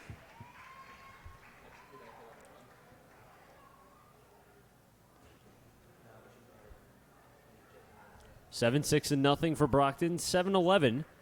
That's a convenience store number. Love 7-Eleven. I don't go there too much. I do. I enjoy Slurpees. I enjoy lottery. I enjoy Fritos. The 1-2. Ooh. Right back to Nowak and through. 1-out single from J.P. Knight. And the bigger question is, we hope Nowak's okay. Third time Knight's been on base tonight, and doesn't look like it got Nowak. Just might have skinned him, if anything. Yeah, I'm sure it gave him a racing heart. And woke him up. If he wasn't awake at 10:05, he's awake now. I'm not awake. Yes, you are. I got to drive home. You'll be fine. Don't worry. Yeah. Joe Sullivan at the plate now. Crank some AC, freeze myself. We'll be all right. First pitch to Sullivan. Comes up empty, 0-1. Beautiful pitch. Dropped in the hammer. Now 7 hits for Brockton. 7 and 7. Throwing up the 7s. 7-11. There is a lot of 7s on there. 3 7s and an 11. The 0-1. 0-2.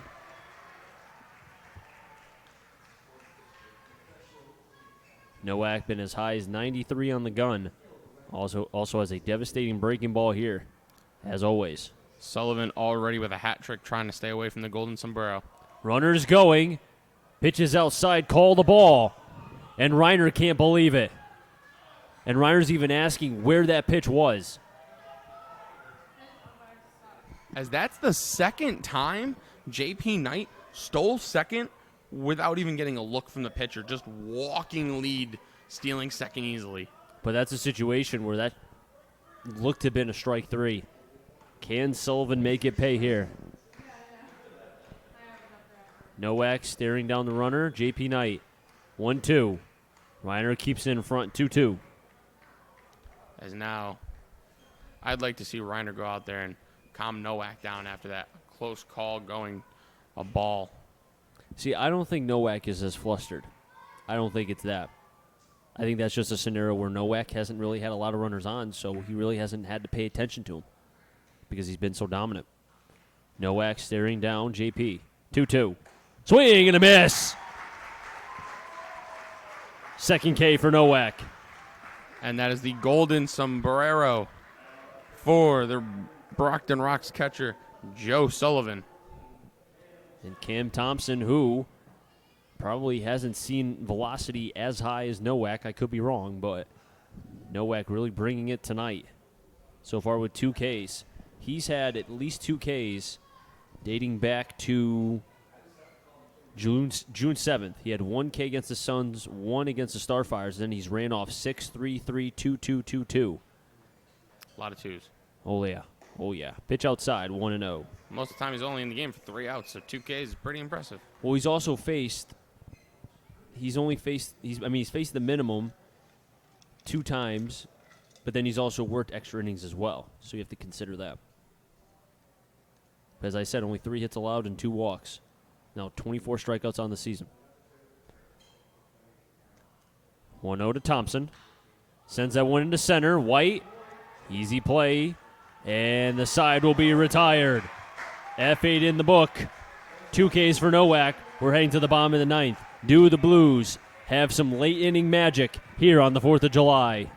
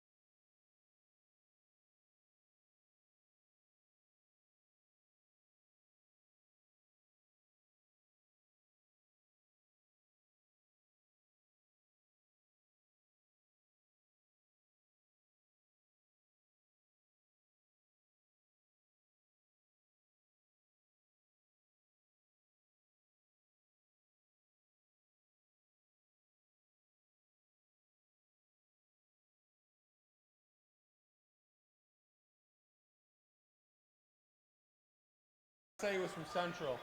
Creedon still on the bump for the Brockton Rocks.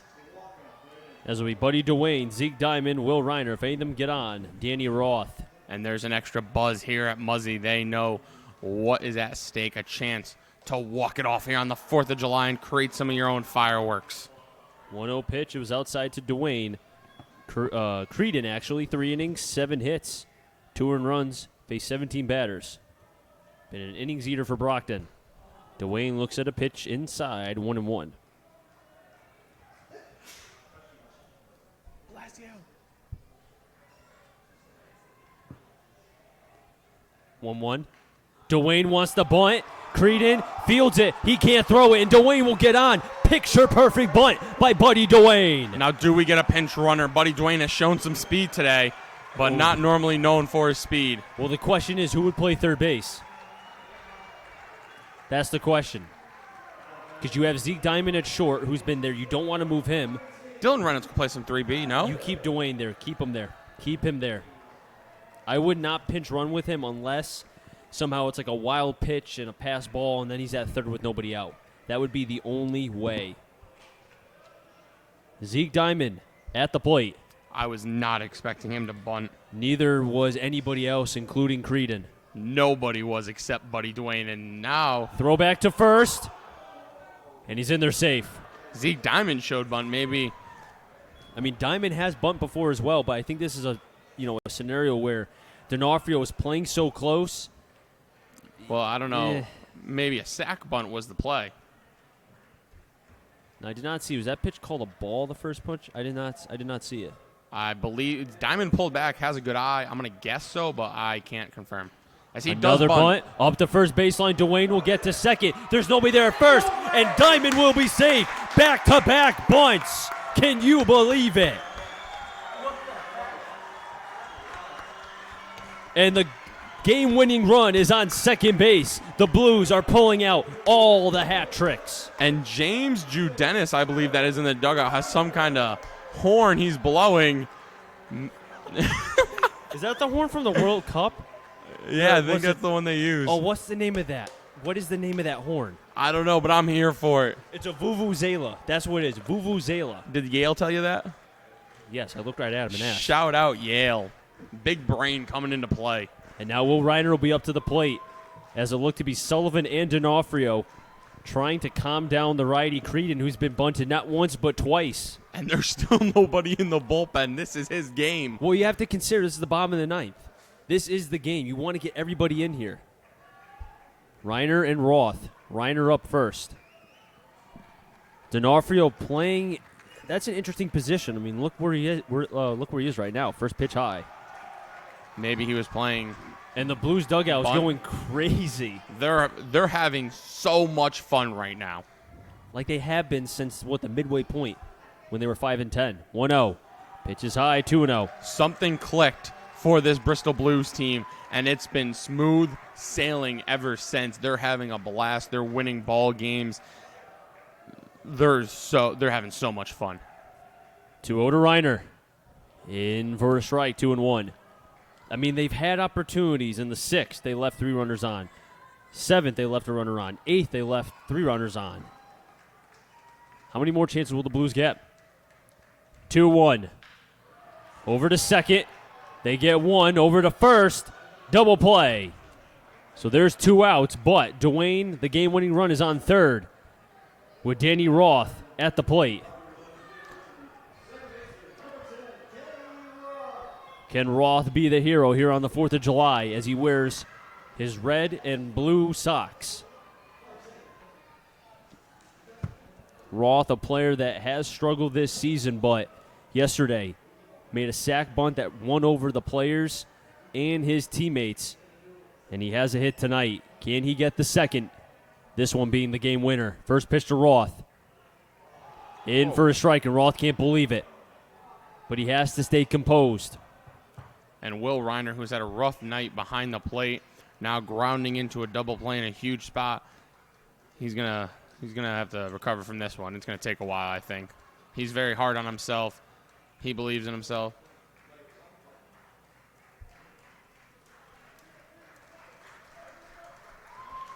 Oh, 0-1 to Roth.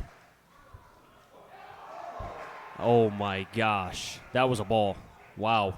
Hey, now so- we got I'm sorry. Chris insulting I'm umpires. sorry. I'm sorry. That's what this game has come to, folks. I don't do this often, but I'm sorry. That was a ball. I don't do that much. I apologize. Wow. And Roth has to stay composed. 0-2 to Roth. Outside. That should be a makeup call. Yeah, That one was closer than the other one. I would have argued. I could argue that was a strike, but you got a makeup call after the atrocious call you made on 0-1. Dwayne on third. The 1-2. Pops up in the left center. Hollins will make the catch. And the Blues can't score in the bottom of the 9th. We head to the 10th. 7-7.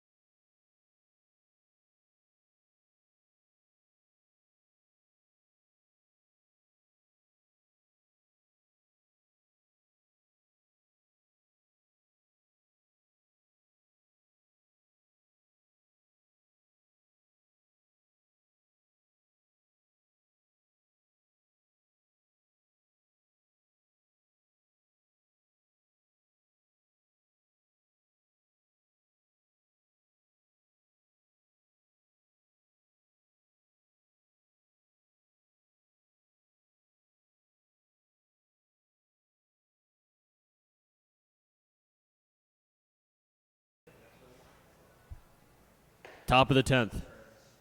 3 and change game here on the 4th of July. You want fireworks? Well, there's been plenty, but there hasn't been that finishing firework, the finale, just yet. As we're at 9th and top. Hollins, Smith, D'Onofrio, if any of them get on, Murray. Now Reiner asking potentially with Hollins if he would attempt to bunt here. As Nowak is on the mound, had 2 Ks in the top of the 9th. And if the Blues do keep it scoreless, and they do not score in the bottom of the 10th, we will have our first home run derby of the 2019 season. Let's go. First pitch inside, 1-0. There was 2 last year here at Muzzy Field. I wasn't here One last was year. against Nashua. The other was against Brockton. I think it was against Brockton. Wasn't here last year. Bad times. The 1-0 pitch. High for a ball, 2-0, and Nowak's looking what looked to be at his right hand. And the Blues bullpen has emptied, so this will be the last inning of actual pitching. Nowak's getting the outs.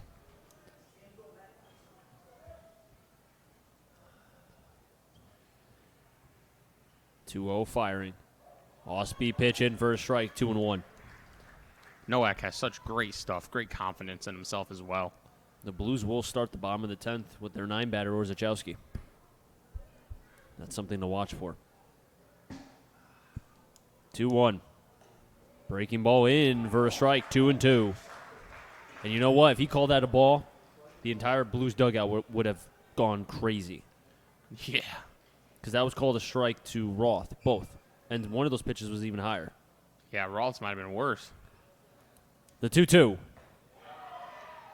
In for a call, strike 3. Hollins down on strikes. Nowak's 3rd K. That's funny. Hollins knew it. He was walking across, and we hadn't gotten a call from the umpire unless he said something and we just don't hear it. But it would have been funny if he called it a ball after Hollins had already walked off. I mean, imagine having to explain that one. The batter knew he was out when you called him a ball. Well, the thing is, too, I also wanted to wait until Reiner threw it because you don't want to call strike 3 and then it's a ball, and it doesn't sound right. Smith at the plate. First pitch. Check swing in for a strike. The nasty hook. And another shout-out to this crowd here at Muzzy Field. They've been great all night long. They've stayed here for the most part. Yep. I'd say about 95% have stayed. Shout-out Blues fans. They're great. 0-1. In for a strike. Well, And Nowak. Did we say at the same time? Oh, yeah, we definitely said Nowak at the exact same time. Did we just become best friends? Nah. I'm just Ouch. playing. Ouch. Ouch. 0-2 from Nowak. Outside, 1-2. You know, you ready for my other hot take? I've never seen that movie. What? You've never seen Step Brothers? Nope. Oh, my gosh. The entire press box does not like you. Just go home. Just go home. I'll call the rest of the game. The fans love me. 1-2. Call strike 3. What? Another K. Wow. This game has had everything. Nowak, 4 Ks. What? I'm trying to think of the only thing this game hasn't had. I thought Reiner dropped the ball. I don't know anymore. D'Onofrio at the plate. Swing and a miss, 0-1. You would think, too, once you get to the part of this game, 9th and 10th, a lot of hitters are pressing because they're trying to hit the game-winning go-ahead depending on if you're the home or away team. And pitchers can expand that. 0-1. 0-2. Nowak, 1 strike away. From sending this game to the bottom of the 10th where the Blues will have a chance to walk it off. If not, we will head to the Derby. But first, Nowak has to get this out. 0-2. Swing. Did he check? No, he didn't. Another K. D'Onofrio doesn't like it. It doesn't matter. Nowak dominating. Those are some big boy innings thrown by Will Nowak. Can the Blues have late inning magic here in the bottom of the 10th? We're about to find out.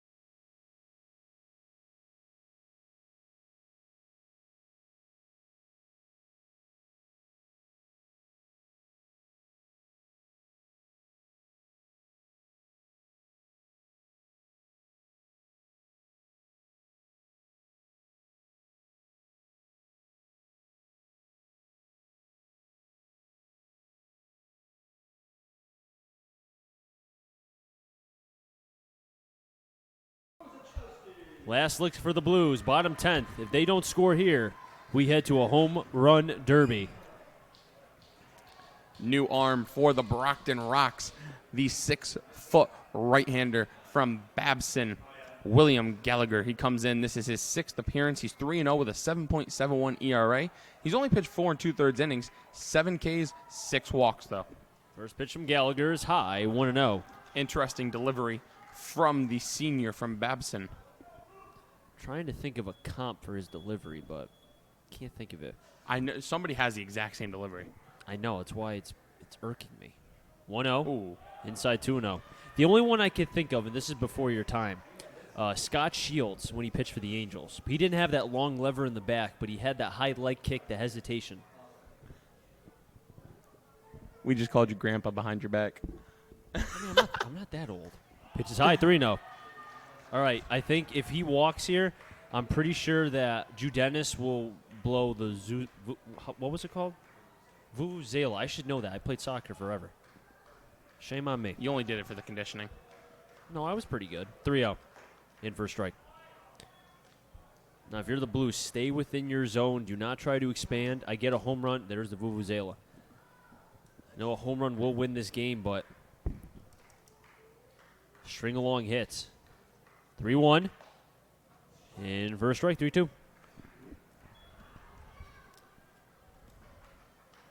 He has strikeout stuff, 7 Ks in just 4 2/3 innings, but he also is a little wild with those 6 walks in those 4 2/3 innings. Blues are hoping for another walk here.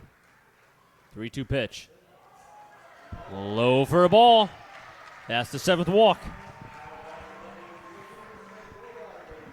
And my counterpart gave me the look like that was close. And wow, just like that, Andy Thurl Has seen enough. Maybe. Well, he hasn't made a change. I think he's just going out there to talk maybe about positioning of, depending if White's going to bunt, which I don't think will happen. But, and Ronnie Palmer, this is the part of baseball that you have to love, the chess match part of thank you, the chess match, the chicken and rice, whatever you want to call it. What? What?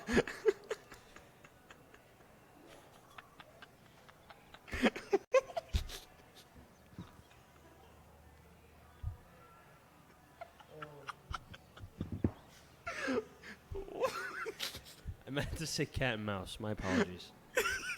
Oh, wow, it's been a long day.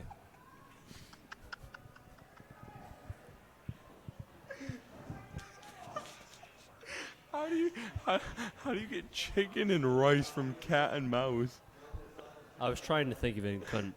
I don't know. Actually, thinking about it now, I think Thurl's actually arguing the strike call.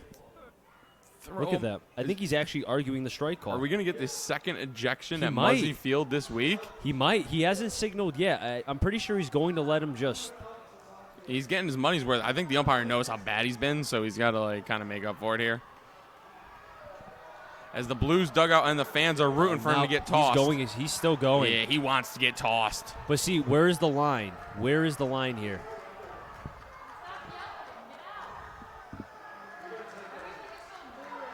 As Austin White's just standing there watching this unfold as here comes the field umpire, and he is getting his, wow, this umpire is really letting him go. He's got a leash as long as something that's long.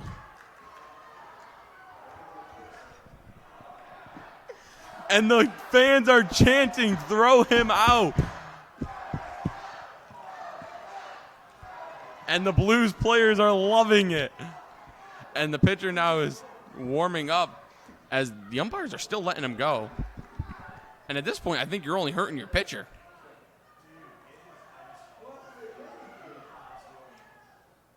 And he is still going, and he didn't get tossed. I don't think I've ever seen an umpire argue that long without getting tossed. Wow. I've never seen that where a manager will argue that bad and then not get tossed. I almost think he wanted to get tossed, like maybe fire up his team or something. I don't know. White at the plate. First pitch, in for a strike. If anything, and this is me thinking, devil's advocate here, probably could have maybe bought a couple strikes here. Maybe waking up the umpire and saying, hey, you need to give me the strikes here. That's the only thing I could think of. I mean, this umpire has been pretty bad. I've been quiet all night, but enough 0-1. is enough. 0-2. I mean, those are strikes. I think no. those are strikes. I agree. But as I said, the cat and mouse game going back and forth between Ronnie Palmer and White, and then the manager and Gallagher. Sure it's not chicken and rice? I apologize. Did not mean that. 0-2. Low. 1-2.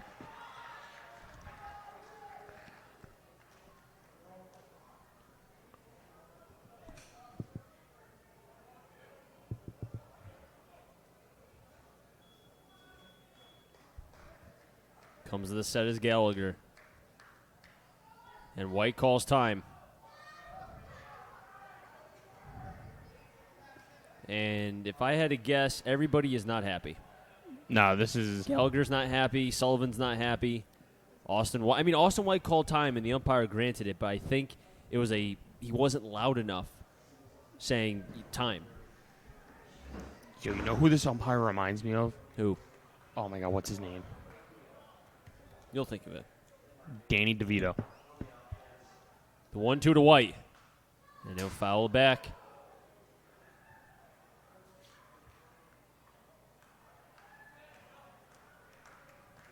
Yeah, that hit the overhang here at Muzzy. Blues fans clapping along. The winning run is on first base. That's Orzechowski, 1-2. And that's high. Sullivan not happy with that call. And neither is the Rocks manager as he's walking around outside the dugout saying, "You gotta be kidding me." Parker Upton's on deck. I'm sure there's some other words thrown in there that we're not allowed to say, but. The 2-2 to White. Popped it up. And they'll get out of play. We're heading towards 3 hours and 31 minutes here at this back and forth matchup between the Bristol Blues and the Brockton Rocks. Now, we started at 7:07 officially. Okay, -7 from 31. 24. There you go. Math. Orzechowski on the walk. The 2-2 coming to White. And White being pesky. And the more that White sees from Gallagher, the better chance that White will be able to piece one up. It's just a matter of can he get enough of it. The longer at-bats go, the more it favors the hitter. The double plays have been bad, though, for the Blues. They've ground out to quite a few. 2-2. Curveball in, call the ball. And the manager cannot believe it. I mean, that's a ball. That's a ball. This has been a This could interesting game. Yeah, All right. yeah. Do you send the runner? No. He's the game-winning run. You do it. That's Send it. No. 3-2. Runners going. Pitches outside. And runners on first and second. Nobody out. Back-to-back walks. And you said Gallagher does walk. That's 8 walks now. Yep, back-to-back walks. And what about you, Dennis? He's having a blast in the dugout. I didn't even know they had that. I don't know where it came from, but I'm here for it. Matt approves the vuvuzela. Yeah, I won't say that because that's a big word, but yeah, that thing. And Parker Upton. The red hot Parker Upton. I think he's qualified as red hot. Oh, no, he's red hot. He is. Upton, who did not get drafted this year from Creighton, has an opportunity to win this game and prove a lot of people wrong here. Upton, first pitch. Takes a first strike, 0-1. And as soon as that pitch hit the glove, I think it was somebody in the Blues dugout said, "It's up," implying that the pitch was high. Now, if you're Ronnie Palmer, do you bunt here? I don't think you do. Absolutely not. They didn't bunt with Reiner, and you saw what happened, a double play. This is Parker Upton. He's one of your best hitters. 0-1 to Upton. Curveball in, 1-1.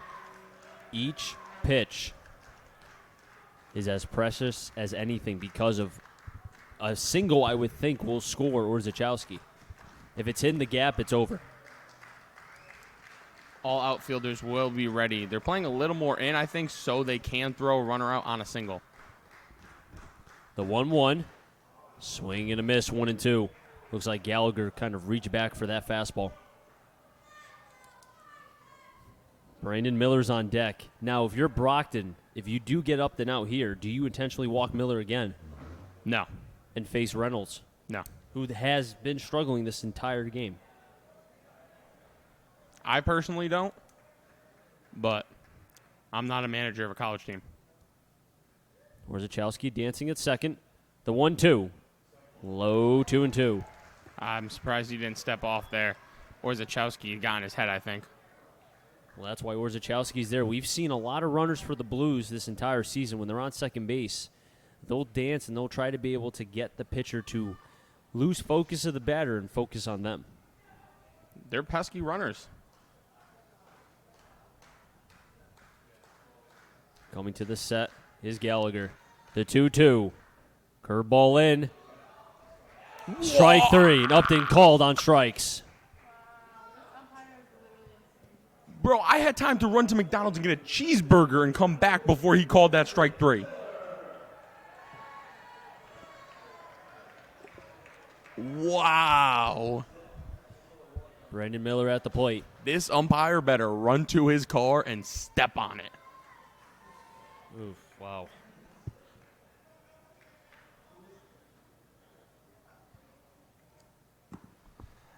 Anyways, Brandon Miller comes to the plate. 2 on, 1 out. And they're not going to walk Miller. Warzachowski still at second. Austin White at first. The first pitch high, 1-0. The reason I wouldn't walk Miller here, ground ball to third, say he bobbles it, it's an E5. Then you have bases loaded, you have another chance. You walk him, and Dylan Reynolds does that with an error, game over, you lost. But then I don't know, Miller's been so good, though. I mean, hindsight's always 20/20, so wait till after the game, and then I'll tell you what I would have done. 1-0. Foul. Now, the runner on first does not mean anything. Warzachowski at second base. He's the game-winning run.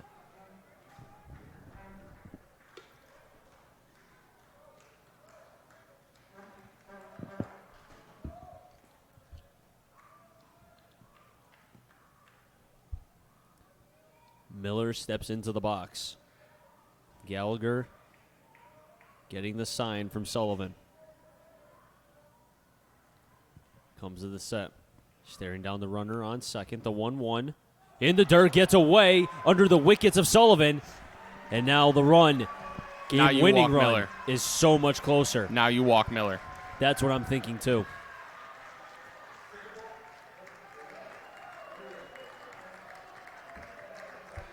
Have not seen the signal yet. Infield is in.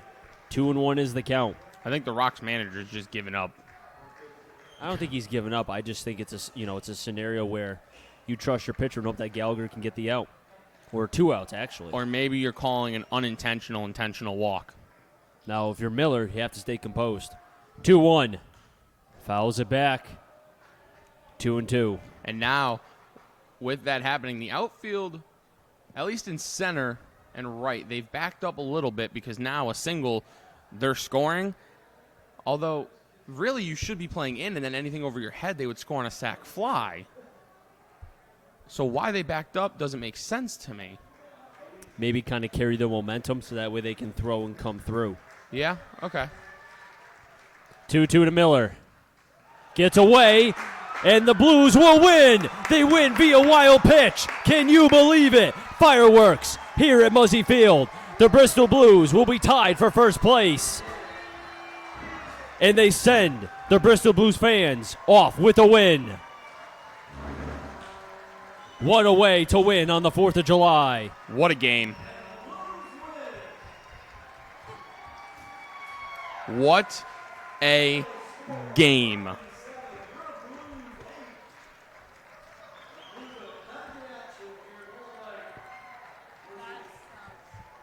Wow.